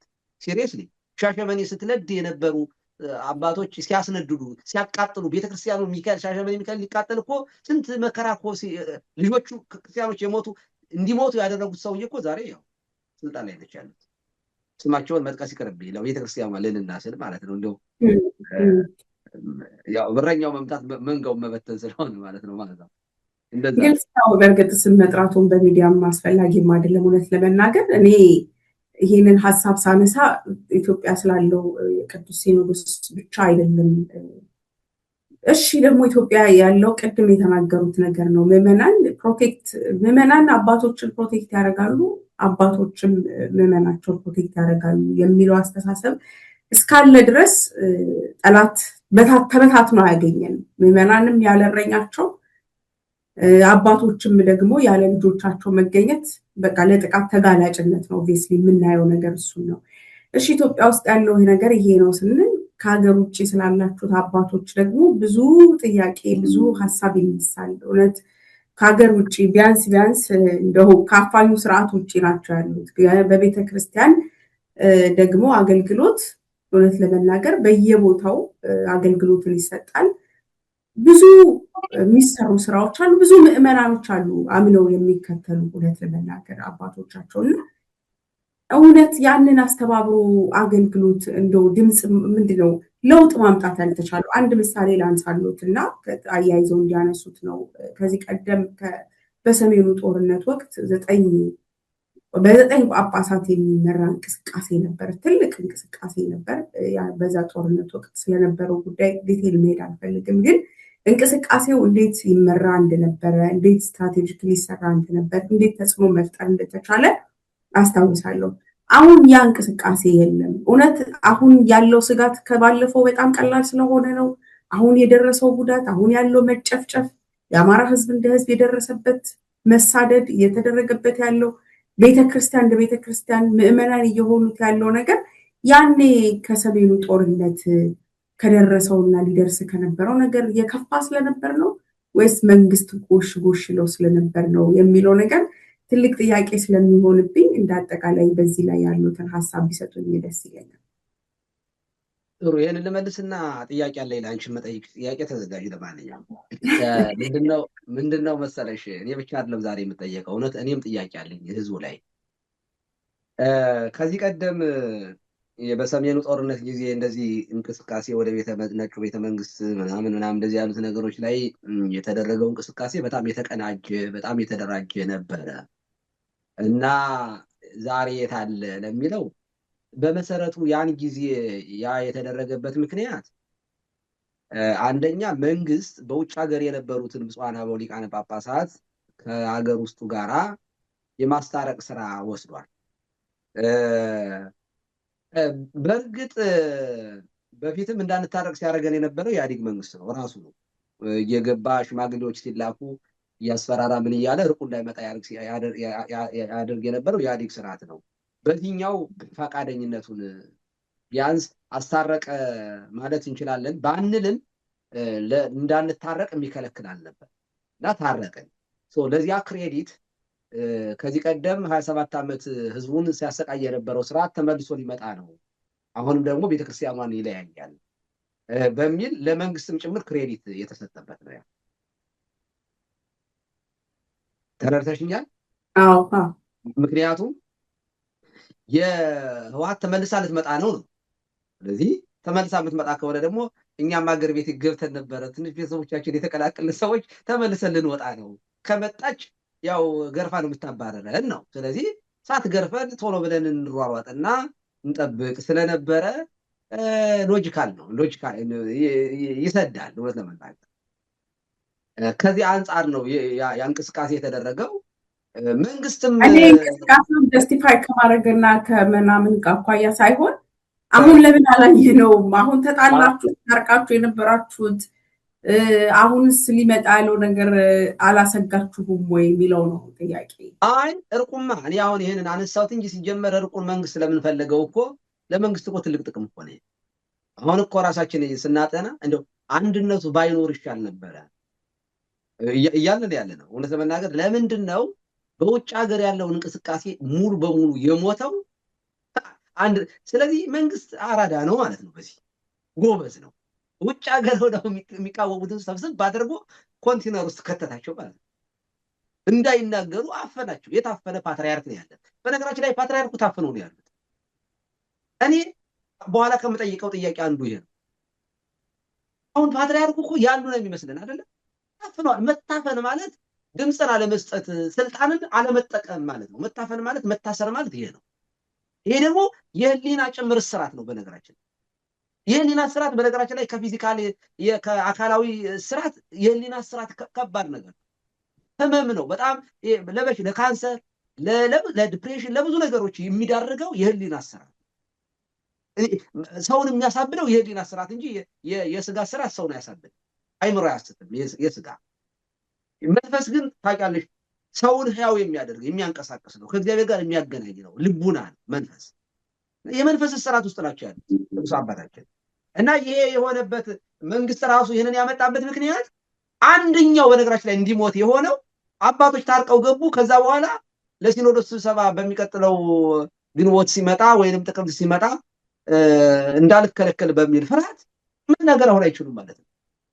እኔ የቤተ ክርስቲያን በውጭ ሀገር የነበረው ሲኖዶስ ጉዳት ሳይሆን ጥቅም ነበረው። እውነት ነው፣ ጥቅም ነበረ። ሞቢላይዝ ያደርግ ነበር። በውጭ ሀገር የነበረውን ሰው ያንቀሳቀስ ነበር። ዛሬ ትናንትና ሲታገሉ የነበሩ ሰዎች የአምልኮ ስግደት በእውነት የጸጋ ስግደት አይደለም ለአብይ አህመድ ከሰገዱ በኋላ ድራሻቸው የጠፉ አክቲቪስቶች ታውቂያለሻቸው። በሰፈርሽ በመንደርሽ አካባቢ ያሉ ሰዎች የሉም፣ ድምፅ የላቸውም እኮ ቮይስለስ ነው የሆኑት። እውነት ለመናገር እኔ ማጂክ ነው ይሄ። በቃ ምን አድርጎ ነው የሆኑ ሰዎች በዚህ ደረጃ ያደነዘዛቸው? በጣም የሚገርም ነገር እኮ የሚገርም ድንዛዜ እኮ ነው ባዛ።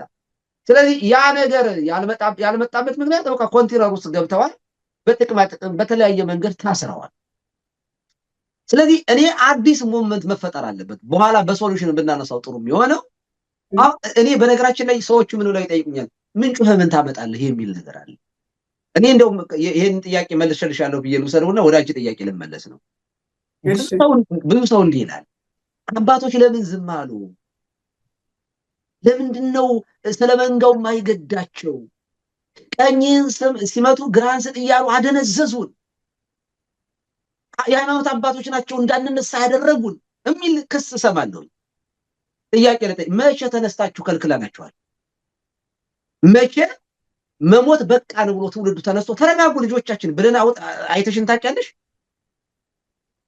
ለምንድነው ትውልዱ ራሱ እኔ የአባቶች ብቻ ችግር አይደለም። ብዙ አባቶች መዓዛ ብዙ አባቶች እንዲህ ብለውኛል። ብንናገር የሚከተላል ወይ? ቤቱ ሲፈርስበት የማይነሳ ትውልድ ቆሞ የሚያስፈርስ ትውልድ እንዴት ነው አሁን እንደው የእውነት ለምን 40 እና 50 ዓመት ሙሉ የደከመበትን ጥሪቱ ሲጠፋበት ቆሞ የሚያይ ትውልድ እንዴት ነው የሚከተለን? ተጣሪ ያለን እኛ የሚከተል አይመስልም። ሰው ደንዝዟል። ሰው እኛ ወተን ብንናገር እዚያው ብቻችንን እናልቃታለን እንጂ የሚከተል የለም የሚል ጥርጣሬ ያላቸው አባቶች ሲሪየስሊ እኔም አግሪ ያረጋቸዋለሁ በተወሰነ ደረጃ። መቼ ወጣችሁ ነው እንደ ህዝብ መቼ ወጣችሁ በራሳችሁ ነው? መሞት የለብንም መገደል የለብንም። ስለዚህ ራሳችን መከላከል አለብን ብሎ ህዝቡ ወጥቶ ታውታው ልጆች ብለናል። እኛ መልሽልኝ ጥያቄ ያ እኔ እንደው በምዕመኑ ወይም ደግሞ በአባቶቹ ሳይሆን ለመመለስ ሳይሆን ሁለቱም እንግዲህ የእንትኑ ጉዳይ ይመስለኛል ከኔ መረዳት የእንቁላልና የዶሮ ጉዳይ ያደረግነው ነው። ዶሮ ይቀድማል እንቁላል ይቀድማል የሚል ክርክር አለ። በሁለቱም ሎጂክ ራሳቸውን ትክክል ለማድረግ የሚያመጡበት እና እኔ እንደዛ ነው ብዬ መመለስ ባልችልም ግን የአባቶች ስጋት በትክክል ጥሩ ጥያቄ ነው። እኔ ኢንተርቪው ባደረኩበት ጊዜ እኮ እኔ ሄጄ ቤቱ የተቃጠለበትን ሰው እኔ ፊቴ እየታየ ኢንተርቪው ሳደርገው ቤቱ እኮ ፈርሷል፣ ተቃጥሏል፣ አይ ድምፄን ቀይሪልኝ ፊቴን ቀይሪልኝ የሚል አለ። ሰው ቤቱ ከመፍረስ ከመቃጠል ልጆቹን ከመበተን የዘለለ ምን እንዳይመጣበት ነው ከነዛ ሰዎች የሚደበቀው? እና አንዳንዴ ተስፋ ቁርጥ አድርጌ በቃ ተውት ብዬ ማይኬን ሰብስቤ እወጣለሁ። ወይ ኮምፕሌን ሊያደርጉን ሁሉ ይደርሳሉ። ባለፈው ኢንተርቪው አድርጋችሁን ምን አገኘንና ነው አሁን ሰው ውጤቱንም ኤክስፔክት ያደርጋል። ግን ሀቁ ምንድነው?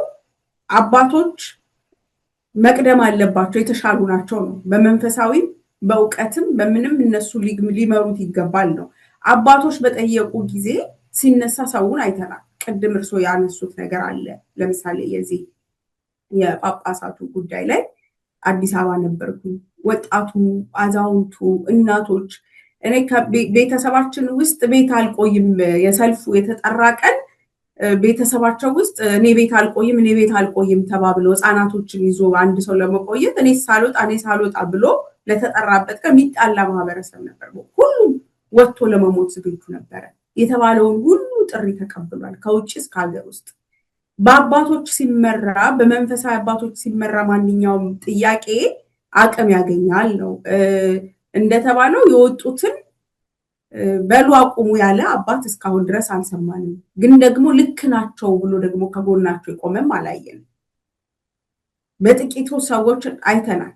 አሁን እኔ የወጡ ሰዎች አይወቀሱም። አሁን ይህንን ክርክር የምከራከሩትም መልስ የምሰጠውም እዚህ ስላገኘሁት ነው። የሌሉትማ ከየት አገኛቸዋለሁ? ኦልሬዲ የመጣው ነው የሚወቀሰው እንጂ በእውነት ለመናገር ራሱን ለመከላከል በማንነት የተጠቃው ብሎ እኮ በፋኖ ለምሳሌ ተደራጅቶ ወጥቷል። ይሄንን ትግል ግን የቤተ ክርስቲያን አባቶች እንደው ብለሲንግ ይስጡት አይደለም፣ ግን ደግሞ ወንድ ልጆቻችን ላይ የሚሆነው ነገር እኛን ያመናል ሲሉ ሰምተናል። ጥቂቶች ናቸው። ቅድም የጠየቁት እዛ ነው። በጣት የሚቆጠሩ ብቻ ለምን ሆኑ? የውሸት ነው እንዴ ይሄ ህመም ብለን እኔ ደነግጣለሁ። እንደ አንድ ኢንዲቪጁዋል የውሸት ነው እንዴ እኔ ብቻዬን ነው እንዴ የሚሰማኝ? የሆኑ ጥቂት ሰዎች ስብስቦች ብቻ ነው እንዴ የሚሰማን የሚል ስጋት ከመምጣት ነው እንጂ እውነት ለመናገር ሁለቱም ጋር መጠቋቋም ይቻላል። ምዕመናንም አባቶችን ማስጨነቅ አለባቸው። የእርሶን ሀሳብ የምገዛው ይሽሹ ይላል። አሁን መሸሽ ለምን አልፈልግም። አሁን ሽሹ ከሐሰተኛው ሽሹ ከተባለ ለምንድነው ህዝቡ ሐሰተኞችን የሚያጀግነው? ለምንድነው? መጽሐፉ ለጋራ ነው የተሰጠን፣ ህጉ ለጋራ ነው የተሰጠን። መጽሐፉ ስብከቱ አብሮ ነው የሚሰበከው። ሐሰተኞችን ለይቶ አንድ ሰው የሐሰተኛ የንስሐ አባት ካለው እኮ የመቀየር መብት አለው። ፍትሐ ነገሥቱን ያዛል። ሐሰተኞችን ለምንድነው ሰው የሚከተለው? ሐሰተኞቹን ለምንድነው ጠራርጎ ከቤቱ የማያወጣው? ህዝቡ ራሱ ለምን ያወጣል? ሌባን ለምንድነው አስተዳዳሪ ምናምን አድርጎ ለምን ሰንበት ትምህርት ቤቱ ወጣቱ ለምን ይይዛል? ይሄ እኮ ይኸውልሽ እኔ ይሄ በጣም ቁልፍ ጥያቄ ነው የምጠይቀው። በነገራችን ላይ እንዴ ባንዳና ምንደኛ ካልተቀጣ እኮ ሀገር እኮ ሰላም አይኖርም። በነገራችን ላይ እንዴ አፄ ቴዎድሮስ ያስገደለው ማን ነው? ባንዳ ነው። በተለያዩ ጊዜያቶች እኮ ጣሊያንን ያን ያህል ዓመት እኮ 5 ዓመት ራሱ እኮ እንዲታገል ያደረገው እኮ ባንዳ እኮ ነው። ባንዳ ከሌለ እኮ የሀገር ድንበርን ማንም አይደፍረውም እኮ ማንም። ምክንያቱም ባንዳዎች እኮ በጣሊያን ወቅት የነበሩ ባንዳዎች ጣሊያን ለዘረፋ የሰራውን የባቡር ሀዲድ እያሳዩ ሀብት የኢትዮጵያን ሀብት ሊወስድበት የሰራውን መንገድ እና ያቀናውን ድልድይ እያሳዩ ከዚህ በላይ ምን ያርግላችሁ ጣሊያን ይሉን ነበር። የዘንድሮ ባንዳም ብልጭልጭ እያሳየ ይኸው አብይ ከዚህ በላይ ምን ያርግላችሁ ነው የሚለን። ሰበብ ብታያት ይሉሻል። አሁን ሊያስቀኑኝ እኮ ነው። ያው መቼም ታውቂያለሽ ቤተሰብ ጋር መሄድ አንችልም በዚህ ሰዓት ላይ። ያው ከሄድንም በጣም ከባድ ችግር ከመጣ እንደው ምናምን መሄዳችን አይቀርም። ግን ለመታሰር ቆርጠን ነው የምንሄደው። ምንም ጥያቄ የለውም። የሞትን ፈርቼ ምናምን የሆነ ከባድ ነገር ከደረሰብኝ መሄድ አይቀርም። ግን ዝም ብሎ ሄዶ ደግሞ መታሰር ደግሞ ትርጉም የለውም። ምክንያቱም ይኸው ዛሬ የኔ ጓደኞች እየታሰሩ ነው። ጎንደር ላይ በጣም የሚገርም እኮ ነው። ባህር ዳር ላይ በየቦታ የታሰረ ሰው ጸጥ ነው የሚለው። ቢያንስ መጮሄ ማስተማሪ የተሻለ ጥቅም ነው ብዬ ስለማምን እንጂ የሞትን በመፍራት ምናምን አይደለም። ሲሪየስሊ እውነት ለመናገር ያን ዝም ማለት ስለሚቻል ማለት ነው። ማንኛውም ሰው ዝም እንዳለ ዝም ማለት ይቻላል። ለህሊናችን ብለን ነው የምንታገለው። እና አሁን ይህን ስታመጭ ሰው ለምንድን ነው ጀግናውን እያሳሰረ? የት አሉ የአንቺ ጓደኞች? እነ መስከረም አበራ የት ናቸው? እነ ክርስቲያን ታደለ የት ናቸው? ሰው እኮ የእነሱ ንግግር እኮ ዛሬ እንደ ትንቢት እኮ እያወጣ ራሱ ቢያዳምጠው ትንቢት ተናግረዋል እነዚህ። ስለዚህ ሰው ሾርት ሚሞሪ ብሎታል ሰውየው። ሰው እየተነገረ እኮ የሚገድል እኮ በጣም የሚገርም ድንዛዜ ነው። መዓዛ እኔ ኢትዮጵያውያን እንደ ማህበረሰብ ምን ሆነን ነው የሚል ጥያቄ። ምን ሆነን ነው? አስታውሳለሁ በኢህአዴግ ጊዜ በሻሻ አቡነ ገብረ መንፈስ ቅዱስ ካህናቶች ታረዱ። የእውነቴን ነው የምነግርሽ። ኢትዮጵያ ዳር እስከ ዳር የተቆጣ ኦርቶዶክሳዊ ነበር። የተቆጣ ሾክ ነበር ይሆን ነው እና የተወሰደው እርምጃ የሰከንድ የሚባል ነበር። አሸባሪን ዛሬ መሳሪያ ይዘው ተሸፍነውን ግደሉ ፍለጡ የሚል ሙስሊም አክራሪ ሙስሊም ታይ ነበር እንዴ? በታምር እውነት ለመናገር ይሄ በፒስ ኤንድ ሴኩሪቲ ጉዳይ ላይ ኢህአዴግን አንከሰው። የዲሞክራሲ የተንኮሉ ምኑ እንዳለ ሆኖ ማለት ነው አለመኖሩ። ዛሬ እኮ ይኸውልሽ በሰሜኑ ጦርነት ላይ 1 ሚሊዮን ምናምን ሰው አልቋል ተባለ አይደል? ልቅሶ ተቀጥሯል። እንደው ልቅሶን ታዩ የሞተው ሰው ራሱ ታውቋል ወይ? አይታወቅም እኮ። አሁን ስንት ሰው እንደሞተ እኮ ቤተሰብ ራሱ እኮ አልተነገረውም እኮ። መርዶ እኮ አልተነገረም። ሁሉም አካሉ የጎደለውም አካሉ እንደጎደለ የሞተውም ሳይቀበር እኮ ነው የቀረው። እንዲህ ሆኖ እንዲህ ሲሆን ግን ኧረ ይሄ ነገር ትክክል አይደለም ማለት ያልቻለው ለምንድን ነው ስንል እውነት ነው የብሔር ፖለቲካ፣ የመለያየት ፖለቲካ፣ ህገ መንግስቱ ብሔር ብሔረሰቦች የሚል እስከ መገንጠል የሚል አንዱ ክልል በአንዱ ክልል ጣልቃ አይገባም፣ መንግስት ራሱ ካልተፈቀደለት በክልል ጣልቃ አይገባም የሚል የሞት ህገ መንግስት ይዘን ነው የምንሄደው።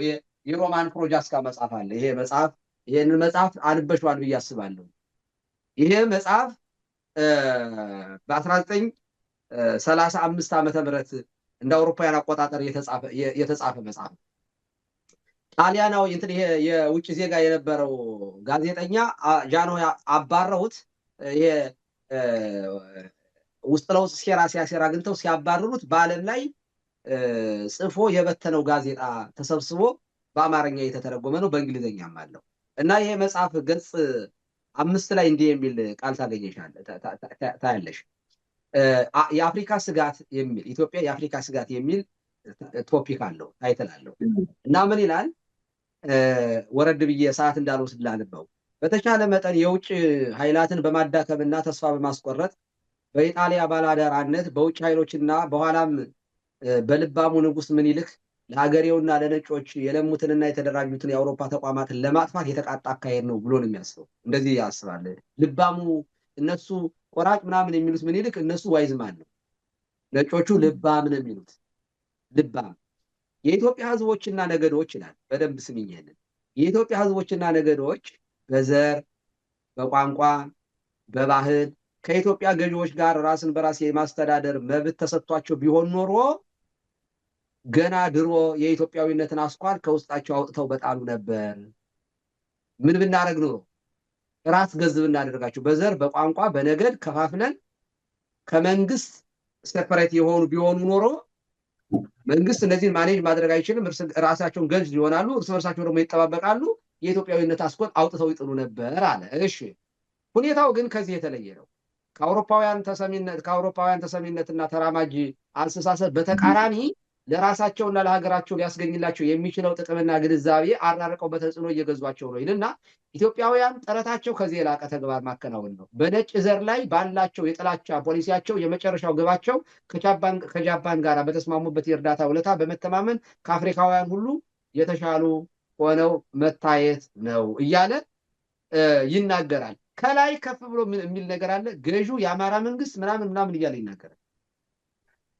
ይኸውልሽ እነ ምኒልክን የአማራ መንግስት አድርጎ ይስልና ይሄ የአማራ መንግስት ህዝቡን እኛ አንደኛ በአድዋ ላይ የተሸነፍነው ነጭ የተሸነፈው አፍሪካን አይደለም ኢትዮጵያውያን ማስተዳደር ነጮቹንም ጭምር ነው። ይሄ ስጋት ለነጮቹ ጭምር ነው። ነጮችን የምታንቀጠቅጥ ሀገር ነበረችን።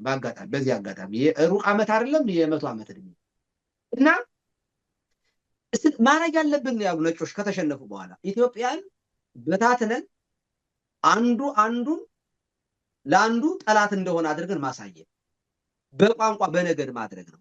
ይሄ ህገ መንግስት አይደለም እንዴ? አሁን የኢትዮጵያ ህገ መንግስት ከዚህ የሚቀዳ አይደለም? ምንጩ ይሄ አይደለም? ነጮቹ ጠላቶቻችን ለመከፋፈል የሰጡንን እኮ ህገ መንግስት አድርገን አጽድቀን እስከ መገንጠል ብለን ያለን ሰዎች ነን። ዛሬ አንድ እንዳንሆን ያደረገን ያ ነው። የምናስበው በብሔር ነው የምናስበው ቄሱም ሳይቀር እኮ ነው። እኔ በጣም የሚገርምሽ መዓዛ ከብሔር ቤተ ክህነት ደግሞ ከብሔር የሚያነሳ አደረጃጀት ነው ያለን። ከብሔር ማለት ብሔር ከፍ ያለ ነገር ነው። ጎንደሬ እኮ ጎጃም የጎንደር የተወለደ ጳጳስ እኮ ጎጃም ውስጥ ጳጳስ አይደለም። በሚያሳዝን ሁኔታ እኮ ነው የምነግርሽ። ወሎ የተወለደ ወሎ አሁን ይሄ አማራ ነው አይደለ? አራቱም አማራ ሲሞትም ሲገደልም ሲፈረጅም ነፍጠኛ ነው። በቃ የሰበሩን ሰበርናቸው ሲባል እስከ ዳር ይሄ ህዝብ አይደለ? አሁን እንግዲህ በቋንቋ እንዳንለው ቋንቋችን አንድ ነው። በብሔር እንዳለው ብሔራችን አንድ ነው። የሰፈር አደረጃጀት እኮ ነው። ዛሬ ፋኖ ውስጥ እኔ በዚህ አጋጣሚ ይኸውልሽ ሲደግፍ በዚህ አናይም ምናምን እኔ በግልጽ መናገር ፈልጋለሁ። ሰው በማንነቱ የሚገደል ከሆነ ተደራጅቶ ራሱን እንዲጠበቅ ሃይማኖት ይፈቅድለታል። በነገራችን የፋኖ አደረጃጀትን የፈጠረው ብልጽግና ነው። እንዴት ገሉ አማራ የሚባል በተገኘበት ወላሂ ሁለተኛ አማራ አልሆንም እያሉ ህፃናት ሲገደሉ ደብረ ብርሃን ላይ ቄስ በጥፊ ሲመታ አዲስ አበባ አትገባም ሲባል በየቦታው ሲታገት ልክ እንደ ድመት እኮ ታፍኖ ሲደበደብ እኮ ነው ፋኖ የአርበኞቹ ስም ነው አባቶቻቸውን ስም ይዘው ጫካ ይገቡት እንዴ።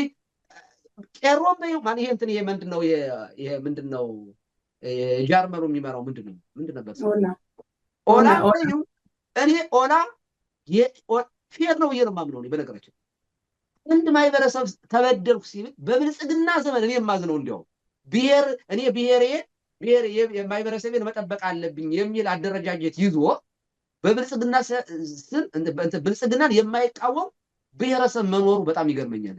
በጣም ነው የሚገርመኝ። ምክንያቱም እንዲህ የሚል ጥያቄ አለች።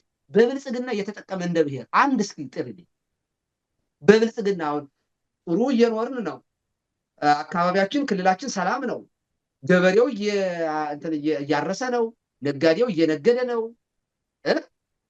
ተማሪዎቹ እየተማሩ ነው። ሰላም ነው የሚባልበት ክልል ጥሪልኝና ሙብና ወደዚያ በብልጽግና ዘመን ሰላም የሆነበት ያደገ ክልል እስኪ ሁሉም ቦታ ላይ ጦርነት አለ። የሚገርመው በብሔር ተደራጅቶ ማህበረሰቡ እንደ ማህበረሰብ ብሔሩ እንደ ብሔር እንኳን ሲገደል ለምን ለብሔር ብሎ የሚቆም ሰው አለመኖሩ ራሱ ይገርመኛል። ስለዚህ ፋኖ ሲገደል ሲጠፈጠፍ እንደ ከፖለቲካ ውስጥ ሁሉ ውጭ ሲሆን ህዝባችን እኮ የመረጣቸው በፓርላማ እኮ የመረጣቸው እነ ክርስቲያን ታደለ እኮ የፓርላማ ተወካዮች እስር ቤት ናቸው እኮ ያሉት ህዝብ የመረጣቸውን ሳይቀር ማለት ነው። ስለዚህ ይሄ እግዚአብሔር የሚፈቅደው መብታቸው ነው። በነገራችን ላይ ማህበረሰብ እንደ ማህበረሰብ ክርስቲያንና ሙስሊም ሳይባል በማንነቱ በአማራነቱ ሲገደል አንድ ሆኖ መከላከል አለበት። ማህበረሰቡ ላለመጥፋት መታገል አለበት። እግዚአብሔር ይፈቅድለታል። ይሄንን በእውነቴን ነው። ግን የሚያሳዝነው አማራ በሚለው ስም እየተገደለ ጎንደሬ ጎጃም እያለ በየሰፈሩ የሚርመጠመጥ ስታይ ግን ለመሞቱ የተባበረ ደግሞ ታያለህ። የሚገደለው በማንነቱ ነው። እስላም ተብሎ አይደለም ክርስቲያን ተብሎ አይደለም አማራ የሆነ ሁሉ ይገደላል። በነገራችን ላይ አርሲ ውስጥ የሞቱ ሰዎች ስም ዝርዝራቸውን ስናይ በሙሉ የአማርኛ ስም ያላቸው ነው። ስለዚህ እና አቦይ ስብሐት አማራንና ኦርቶዶክስን አከርካሪዎች ሰበርናት ያሉት የዚያ ፕሮጀክት አሁን ሪያሊቲ እየተፈጸመ ነው ያለው። የሰበሩን ሰበርናቸው አለ የአቦይ ስብሐት የበኩር ልጅ ሽመልስ አብዲሳ የሚባል ፕሬዝዳንት። ያኛው መሪው ጠቅላይ ሚኒስትሩ ዘንዶንን እንሰብራለን ይላል። ይሄኛው ፕሬዝዳንቱ ይመጣል የመስበር ፖለቲካ እኮ ነው ያለው። የመጠገን ፖለቲካ እኮ የላቸውም። ሽታው የለም እኮ በብልጽግና እኮ መጠገን የሚባል ነገር የለም። መፈወስ የሚባል ነገር እኮ ሞት እኮ ነው ያለው። የሞት ሁሉ ምንጭ እኮ ነው ብልጽግና ማለት ነው። የግድያ ሁሉ ምንጭ ነው። ስለዚህ እኔ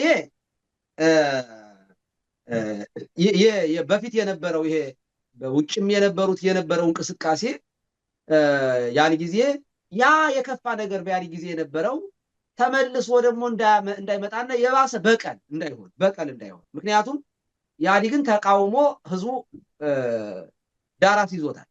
ከዚህ በኋላ ተመልሶ ይመጣ በቀል ነው የሚበቀለው። ስለዚህ የከፋ ሊሆን ስለሚችል ሰው መቃወሙ ሪያሊቲነት አለው፣ እውነት ነው። ይቅርታ ሳይጠይቅ ደግሞ ያውም ደግሞ እየመጣ ያለው አጥፍቼ ነበር በድዬ ነበረ በእውነቱ ይቅርታ አድርግልኝ የኢትዮጵያ ህዝብ እና ከዚህ ቀደም የነበሩብኝ ድክመቶች አርማለሁ ብሎ ቢመጣ ነው መቼስ ይቅር ባዮች ነን። እኛ የሚገሉን ይቅር እያልን አይደል ያለነው ተሸክመናል የምንኖረው። ይቅርታን ሳይጠይቅ ተመልሶ ሲመጣ ሰላማዊ ሰልፍ አለመውጣት እንዴት ይቻላል? በእውነቱ የሚያሳዝነው ግን አሁንም እየበላን ያለው ከዚያ የባሰ መሆኑ። በምንም መንገድ እኔ ከኢህአዴግ ጋር ብልጽግና ላነጻጽረው አልፈልግም። አንደኛ ያልበላኝን አላክም። እኔ የሚበላኝ እዚህ ጋር ብልጽግና ሆኖ እያለ ወያኔ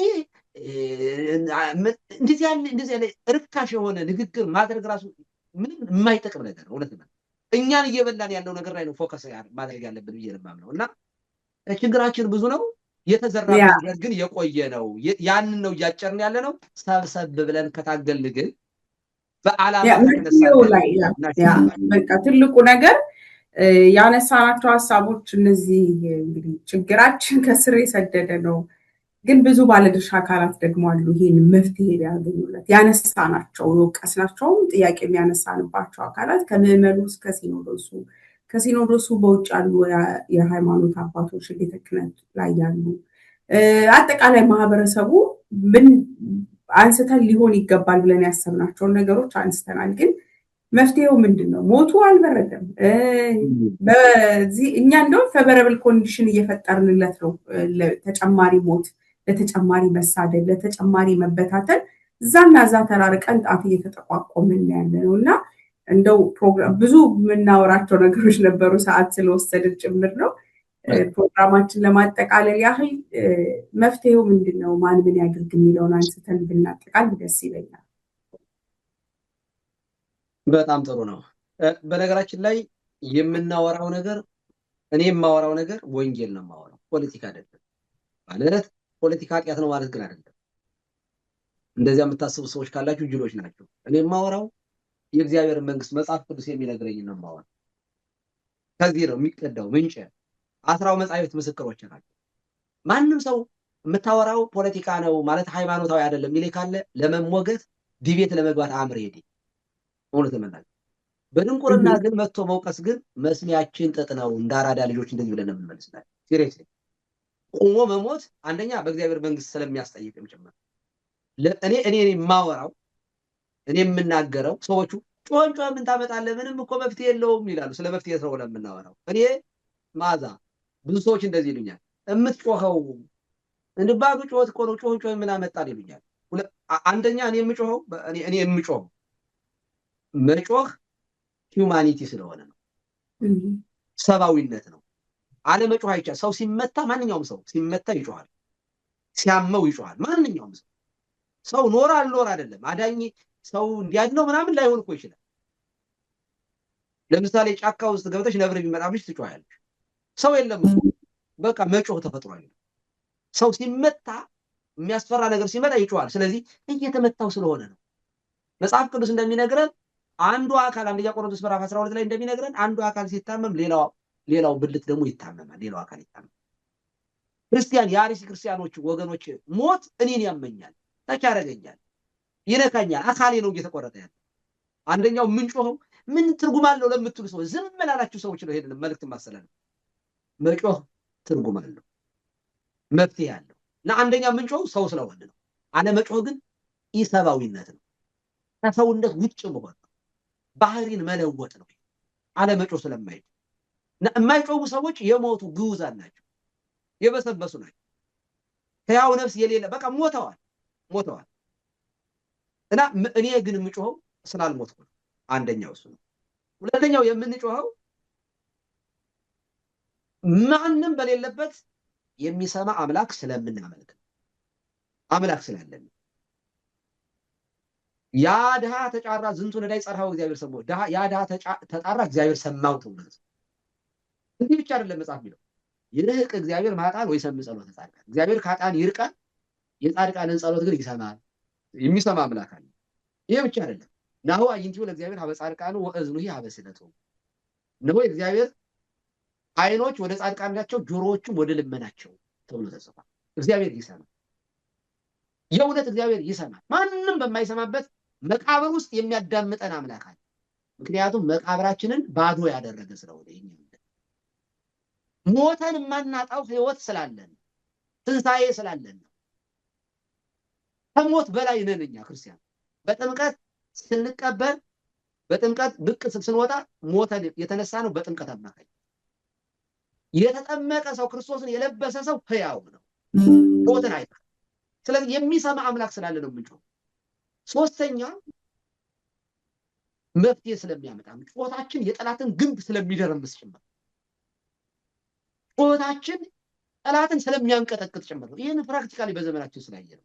እና ዝም ብለን አይደለም ነው። ጩሁ፣ መልስ አለው። ጩህ እኔም እሰማለሁ ብሏል እግዚአብሔር።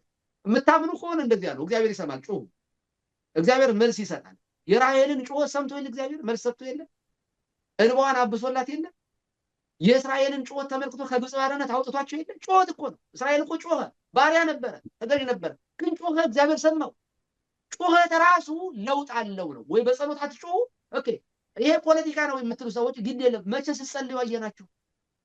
መቼ ስትንበረከኩ አየናችሁ? መቼ ምህላ ስታደርሱ አየናችሁ? ከጸሎቱም ተራቁተን ከንግግሩም ከሁሉም ነገር የተራቆትን ባዶ መሆን የለብን። ስለዚህ ወደ ሶሉሽኑ ስንመጣ እንደ ሀገር በዚህ መንግስት የተጠቀመ ጥያቄን ደግሜ ልጠይቀው። ይህንን የምትሰሙ ሰዎች አንድም ሁለትም ሶስትም ሁኑ፣ እንዴት ናችሁ? ምን አተረፋችሁ? በብልጽግና ያተረፋችሁት ነገር ምንድን ነው? ዝም እንድትሉ፣ ሀገር ስታጡ፣ ህዝብ ሲከፋፈል፣ ድህነት ሲውጠን፣ አሜሪካ ድረስ ድህነቱ ተሰምቶናል። ጥልቅ ውስጥ ድህነት ነው እኛም ያለ ነው። ምክንያቱም ቤተሰብ ሲራብ እኛ ልንጠግብ አንችልም። ለአንድ ለሁለት ቤተሰብ እንረዳ የነበረ ሰዎች ዛሬ ሚሊዮን ሆኗል የሚረዳው። ድህነቱ እዚህ ድረስ ነው ያለው። ስለዚህ እኔ ከሞት ፈርዶ አይብቀል የሚል የአህያ ጥቅስ እኛ አንጠቅስም። የአህያ ጥቅስ ነው ይሄ። እኔ ደህና ልሁን እንጂ እኔ ምን አገባኝ የሚል የአህያ ባህሪ ያለው የተላበሰ ከሰውነት የወጣ ሰው ምን ተጠቀምኩኝ በብልጽግና? በዚህ ከቀጠለ እኮ በቃ ምንም አገርም አይሆንም። ምንም በእግዚአብሔር መንግስት ስደተኛ ነው የምንሆነው፣ ሲኦል ነው የምንገባው። እውነት ነው። አሁን ይሄን መንግስት ማንቃወም ከሆነና የንጹሃን ደም እየፈሰሰ ስለ ንጹሃን ደም ማንሟገት ከሆነ መጽሐፍ ቅዱስ ምን ይለናል? ኦሪት ዘፍጥረት ምዕራፍ 9 ቁጥር 6 ላይ የሰውን ደም የሚያፈስሰው ደሙ ይፈሳል፣ ምክንያቱም ሰውን እግዚአብሔር በመልኩ ፈጥሮታልና ይላል። ራዕየ ዮሐንስ ምዕራፍ 6 ላይ የንጹሃን ደም ሲጮህ እንመለከት። ለነዚህ ድምፅ የማንሆን ከሆነ የምንገባበት መንግስት በሰማይ ዝግ ነው። ይሄንን አውቃችሁ ተቀመጡ ከተቀመጣችሁ። ስለዚህ የሁለት ዓለም ስደተኛ እንዳንሆን ክብራቸው በኖራቸው ሐሳባቸው ምድራዊ ሆዳቸው አምላካቸው ከሆኑት ጋር መሆን የለብንም። ድምፅ መሆን አለብን። ለዚህ መጽሐፍ ቅዱስ እነ ሙሴ ህዝቤን ከምታጠፋ እምትስጥየውም ለሉ ዝከር እስከኒ መጻፍት የሚሉ ህዝቡ ከሚጠፋ እኔን አጥፋ የሚሉ ቅን መሪዎች እንደነ ኢያሱ ህዝብን የሚያሻገሩ እንደነ ሳሙኤል ያሉ እንደነ ዳዊት ያሉ እንደነ ነብዩ ኤልያስ አካብንና ኤልዛቤል የሚገስጹ እስከሚሰደዱ ድረስ እንደነ ዮሐንስ ደግሞ ኤታውስ ቢሰው ከፊልጶስ እያሉ የሚሟገቱ እንደ መጥምቀ መለኮት ዮሐንስ ያሉ እረኞቻችን ናቸው፣ ጠባቂዎች። እንደው በዘመናችን በቤተክርስቲያን ታሪክ ደግሞ እንደነ ባስልዮስ ያሉ ንጉሥ ታውዶስዮስን ህዝቡ ሲጨቁን በጣም ብዙ ሰዎች ሲጨፈጭፍ ከቤተ ክርስቲያን እንዲገለል ከስጋው ደግሞ እንዲከለከል አድርጎ ህዝቡ በሱ እንዳይመራ አድርጎ ባስልዮስ ንጉሱን ቀኖና እንዲገባ አድርጎታል። ሱባኤ ቀኖና ሰጥቶ ሱባኤን እስከምትጨርስ ይህን ህዝብ መምራት አትችልም የሚሉ ቆራጥ መሪዎች ነበር። ለምን ህዝብ ጨፈጨፍክ ብሎ ለምን ህዝብ ጨፈጨፍ? አንድ እነ ቅዱስ ባስልዮስ ናቸው የሚያደርገው። እንደነ ዮሐንስ አፈወርቅ ያሉ በጣም ባለጌ ነገስታትን ተሟግተዋል። እንደነ ቅዱስ ጴጥሮስ ደግሞ በእኛ ዘመን በኢትዮጵያ ደረጃ ደግሞ እንደነ ቅዱስ ጴጥሮስ ደግሞ ያሉ ደግሞ ወራሪ ሲመጣ ለሀገር መሞትን መስዋዕት መሆንንና አስተምረውናል። እንደነ ብፁዕ ቅዱስ አቡነ ቴዎፍሎስ ያሉ የደርግን ገዳይ መንግስት ተቋቁመው ለቤተ ክርስቲያን ጳጳስ እንዳልሾም ለቤተ ክርስቲያን መሪዎችን እንዳልሾም ደርግ መንግስቱ ኃይለማርያም አያዘኝም ብለው በገመድ ተንጠልጥለው ተገድለዋል። በዙሪያችን የከበቡ እንደ ደመና ብዙ ቅዱሳን አሉ። እኛ ኢትዮጵያውያን ብዙ ታሪክ እናንሳ ካልን የሚያስተምሩ ነገሮች አሉ።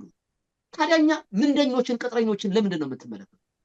ለምንድን ነው እውነተኛ እረኛውን ከቅጥረኛው መለየት ህዝቡ ራሱ ያልቻለው? ምንደኛን አታክብሩ። ሰካራም፣ አመንዝራ፣ ዘማዊ፣ ሌባ እንጂ ካህን አይደለም። ከዚህ ሽሹ። መሸሽ ያስፈልጋል። ምንድነው የሚለው? መልካም ነገር አድርግ ከክፉ ነገር ሽሽ ነው የሚለው መሰለኝ። ስለዚህ እንደ ማህበረሰብ እንደ ሀገር የተጠቀምነው ነገር የለም። በዚህ መንግስት ዝምታችን ከቀጠለ በዚህ ከመጥፋት ውጭ ምንም እንደሌለ አውቀን የፖለቲካ የሃይማኖት ልዩነት ሳይኖር በጋራ ጤነኛ የሆነ ስርዓት እንዲመጣ ይህንን መንግስት መታገል እንደ ሀገር ነው የማወራው። ይሄንን እንደ ሶሉሽን አለበለዚያ በየሰፈሩ በየመንደሩ ከሆን ግን መንግስት እየነጣጠለ ለመብላት የሚመቸው ነው የሚሆነው ነው። አንደኛው መፍትሄ ነው። ሁለተኛው እንደ ሃይማኖት እንደ ቤተክርስቲያን በተለይ አሁን ስላለው ሁኔታ መናገር ፈልጋለሁ። አርሲ ላይ ብቻ አይደለም ጎንደር ላይ ሊቃውንቱ እየታሰሩ ነው። ማዛ አንድ መምህር በትረ ማርያም የሚባሉ በጣም እውነት ለመናገር እንደኛ እኮ በነጩ የሚቃወሙ ማለት ነው፣ መንግስትን የሚተቹ ማለት ነው። እውነት ለመናገር ትምህርትን የሚያስተምሩ ቴዎሎጂ የሚያስተምሩ መምህር ናቸው። በጣም የታወቁ ወጣት ሊቅ ናቸው። በጣም ብዙ ናቸው የታሰሩት በነገር ጎንደር ላይ። ይሄ ሞት ይሻላል፣ እውነት ለመናገር ሞት ይሻላል። አስረዋቸዋል። ይሄ ማለት ይኸውልህ አርሲ ላይ ስትመታ አክሱም ላይ ይሰማል። ስለዚህ ሊቃውንቱ እየታሰሩ ነው። የማሸማቀቅ ስራ እየተሰራ ነው። ስለዚህ እንደቤት መደራጀት አለባችሁ። እኔ ይሄንን እንደ ኦርቶዶክስ ነው ይሄንን የምናገረው። አርሲ ውስጥ ኦርቶዶክሳውያን ተለይተው እየተገደሉ ስለሆነ አሁንም የተጀመረ ጅምር አለ። ወጣቶቹ አደራጁን እያሉ ነው። አደራጁ፣ ምዕመናን ጠይቋቸው፣ በገንዘብ በተለያየ መንገድ ሰፖርት አድርጓቸው። ላለመሞት የሚያደርጉትን ትግል መደገፍ ያስፈልጋል። ስለዚህ ወጣቶቹ ተደራጁ። መጀመሪያ ተነሱ። ሞታችኋል። እውነት ለመናገር የላችሁም እኮ ቤታችሁ ፈርሶ አንድ ሙዚቃ ሲወጣላችሁ በጭፈራ የምትወጡ እኔ ሱሪያችሁን አውልቃችሁ የምትሄዱ ወጣቶች እባካችሁ ከፍ አድርጋችሁ ታጠቁ። ይሄ ድንዛዜ እየገደላችሁ ነው፣ እያጠፋችሁ ነው። ተምራችሁ ስራ መያዝ አልቻላችሁ። ድንጋይ እንኳን ኮብልስቶን እንኳን በያድ ጊዜ ተምሬ ለኮብልስቶን ይባል ኮብልስቶን እንኳን ብርቅ ሆኖብናቸዋል። ምንም የለም እኮ አበባ እንዳትተክሉ ችግኝ እንዳትተክሉ ጠቅላይ ሚኒስትሩ ራሱ ያጠጣዋል። ምን ስራ አለው? እዚህ ጋር ያስገድላል፣ በንጹሃን ደም ደግሞ ችግኝ ያጠጣል። እንዲህ ያለ አራጅ የሆነ መንግስት ይዛችሁ ተሸክማችሁ ፈጣሪ ራሱ ሊያግዝ አይችልም። በነገራችን ላይ ይሄንን አስምሬ ነው መናገር የምፈልገው። እግዚአብሔር የሚረዳን እጅ ሰጥቶናል፣ እግር ሰጥቶናል ስንንቀሳቀስ ነው። አሁን እዚህ በድርሳነ ሚካኤል ላይ ያለ ታሪክ አለ። የሆነ ሰውዬ ዝም ብሎ ተኝቶ ቅዱስ ሚካኤል ኧረ ተው እንጀራ ስጠኝ ይላል እና አንድ ቀን ተገለጠለትና አንተ ሰው ተነስ ተንቀሳቀስ፣ ስራ ልባርክልህ፣ ምንድነው ተኝተህ የምትለኝ አለው። ከዛ ተነስቶ መረቡን ይዞ አሳ ሆድ ውስጥ የነጋዴ ወርቅ የዋጠ አሳ አጥም ያዘ ማለት ነው። እግዚአብሔር የሚሰራው ልክ እንደዚህ። እኛ እጅ አለን፣ እግርና አይምሮ አለን። ክፉና ደጉን መለየት የምንችልበት ከሰራን የምንለወጥበት ፖቴንሻል አለን። ኢነርጂ እግዚአብሔር የሰጠን ጸጋ አለ። ይሄን ደግሞ ለሁሉ ፍጥረት ነው እግዚአብሔር የሰጠው። በነገራችን ላይ እግዚአብሔር በእምነት በመግቦቱ በእምነት አያዳለም። ሙስሊሙንም ክርስቲያኑንም ሁሉንም እግዚአብሔር ፈጥሮ በመፍጠር ለሁሉም የፈጣሪ አባት ስለሆነ ይመግባል ሳያዳላ። ለሰራ ሁሉ እግዚአብሔር ይሰጣል። ከሰራን እንለወጣለን። ታዲያ ተኝተን አንደኛ ምረጡ ስንባል ሄደን የሞትን ኮረጆ ሞልተን የምንመጣ በገዛ እጃችን ሄደን የምንመርጥ ገዳይን የምንመርጥ አስገዳይን የምንመርጥ ባንዳን የምንሸከም ድሮን የሚያዘንውልንን የምንመርጥ ታዲያ እግዚአብሔር እንዲህ ሊረዳን ይችላል? እለቅዚያው ነው የሚል እግዚአብሔር ወእግዚአብሔር ይሳለቅ ላይ ነው። እግዚአብሔር የሚረዳው አንተ ስትንቀሳቀስ ኃይል ኢነርጂ ይሰጣል። እንደነ ቆስጠንጢኖስ የሚታገሉትን ደግሞ ቤተክርስቲያን የሚገርማቸው ይውላል መደራጀት አለባቸው። የቤተክርስቲያን ሙዳየ ምጽዋት ክላሽ በያዙ ዘበኞች የምታስጠብቅ ቤተክርስቲያን ሰው ሲሞት አትደራጁ አትልም። ከሙዳየ ምጽዋት በእውነቱ የሰው ነፍስ ይበልጣል። ከህንፃ ቤተክርስቲያን የሰው ነፍስ ይበልጣል። ንጉሥ ሕርቃልን የአብይ ጾም መጀመሪያው ሳምንት ሕርቃል ይባላል። እንደው በእምነቱ ካቶሊካው ነው ይባላል። ነገር ግን የኢየሩሳሌም ክርስቲያኖችን አሕዛብ ባስጨነቋቸው ጊዜ ተዋግቶ ክርስቲያኖችን ነፃ እንዲያወጣ ክርስቲያኖች እንዲጸልዩለት መላውን ዓለም ተማጸነ እና ክርስቲያኖች በሙሉ ስለ ሕርቃል ጾሙ የጦርነት አድርጎ ድል አድርጎ ክርስቲያኖችን ነፃ አውጥቷል። ዛሬ ድረስ ኢትዮጵያውያን ሕርቃል ጾመ ሕርቃል እንጾማለን። ለምንድን ነው የምንጾመው? ክርስቲያኖችን ተዋግቶ ነፃ ስላወጣ ነው። ታዲያ እንዴ ክርስቲያኖችን ነፃ ሊያወጣ የሚችሉ መንግስታት ታቦት ይዘን አልወጣንም? እንድትኛ ባድዋ ጊዜ ምንድነው የምታወቁት? አገር ድንበርን ሊወርድ የመጣውን ታቦታችን ይዘን ጊዮርጊስ እኮ አብሮ ተዋግቷል ብለን እናምናለን። ባድዋ ላይ ነጮቹ ምስክርነት ሰጥተዋል። ስለዚህ ተደራጁ፣ ወጣቱ ራሳችሁን ጠብቁ። የትኛውም ማህበረሰብ እኔ ኦርቶዶክሳዊ ካለ በብሔር ምናምን ውስጥ አታገኙኝም። ነገር ግን የተጎዳ ብሔር ካለ ግን አብሬ ሰላማዊ ሰልፍ እወጣለሁ። ኦሮሞም ይሁን አማራም ይሁን ትግራይም ይሁን እንደ ማህበረሰቡን ሊያጠፋ የመጣ ክፉ ገዳይ ከመጣ ተደራጅታችሁ ራሳችሁን ጠብቁ። ድምፅ ሁኑን ካላችሁ ይኸው አለሁኝ እኔ ለየትኛውም ብሔር ለየትኛውም። ገዳይን ግን በየተራ የሚመጣን ዘረኛን ግን ሰፖርት አናደርግም። እኛ ቤተክርስቲያን ከብሔር አደረጃጀት ውጭ ዩኒቨርሳል የሆነ ቸርች ያለችን ዓለም አቀፋዊት ናት። እንተ በምድር ስራዊሃ ወበሰማይ አይጹቂያ የምትባል ናት። ስሯ በሰማይ ዛፏ በሰማይ ስሯ በምድር ያለች መንግስት ናት። የእግዚአብሔር መንግስት ናት ቤተክርስቲያን። እና ኦርቶዶክሳውያን ግን እየታረዳችሁ ስለሆነ ተደራጅታችሁ በኦርቶዶክሳዊነታችሁ እምነታችሁን ጠብቁ። እስልምና ደግሞ እንደዚህ የሚገፋ ከሆነ ያን ጊዜ ደግሞ መተን ደግሞ እንጮሃለን። ለጊዜው ግን የሚያርዱ አሸባሪዎች አሉ። አክራሪ የዋህቢያ ሙስሊሞች አሉ። ጤነኛ የሆኑ ሙስሊሞች እንዳሉ ሁሉ በጣም ጤነኛ የሆኑ እውነት ለመናገር ዲቴል እንሂድ ሰዓት አይበቃንም እንጂ እስልምና ብዙ አይነት ነው። እንሰፍ በጣም ጤነኛ የሆኑ ከኢትዮጵያውያን ሙስሊሞች አሉ። እንደነ ሐጂ ሙፍቲ ያሉ ስናያቸው ቄስ የሚመስሉ አባት የሚመስሉ መባረክ የሚያምረን ሰው ሙስሊሞች አሉ። እውነት ለመናገር ጤነኛ ከማህበረሰቡ ጋር አብረው መኖር የሚችሉ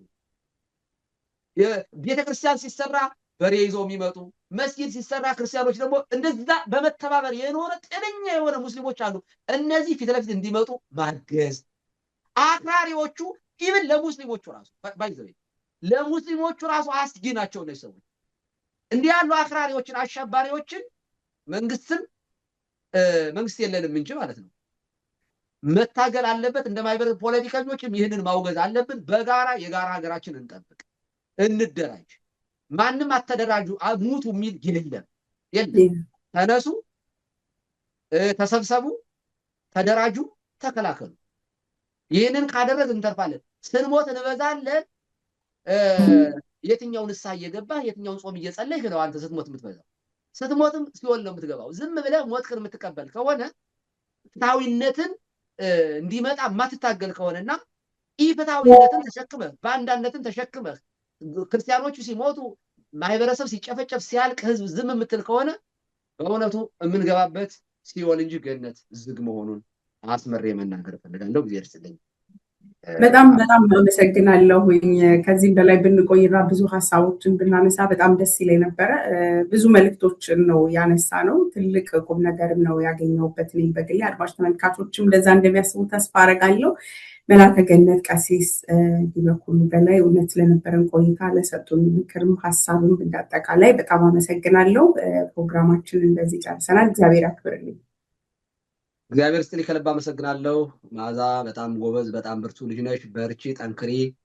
ጓደኞችሽንም ሌሎችንም ሰብሰብ እያደረጋችሁ እንዲህ ጤናማ የሆነ አስተሳሰብ ያላቸውን አባቶችንም ጋብዙ።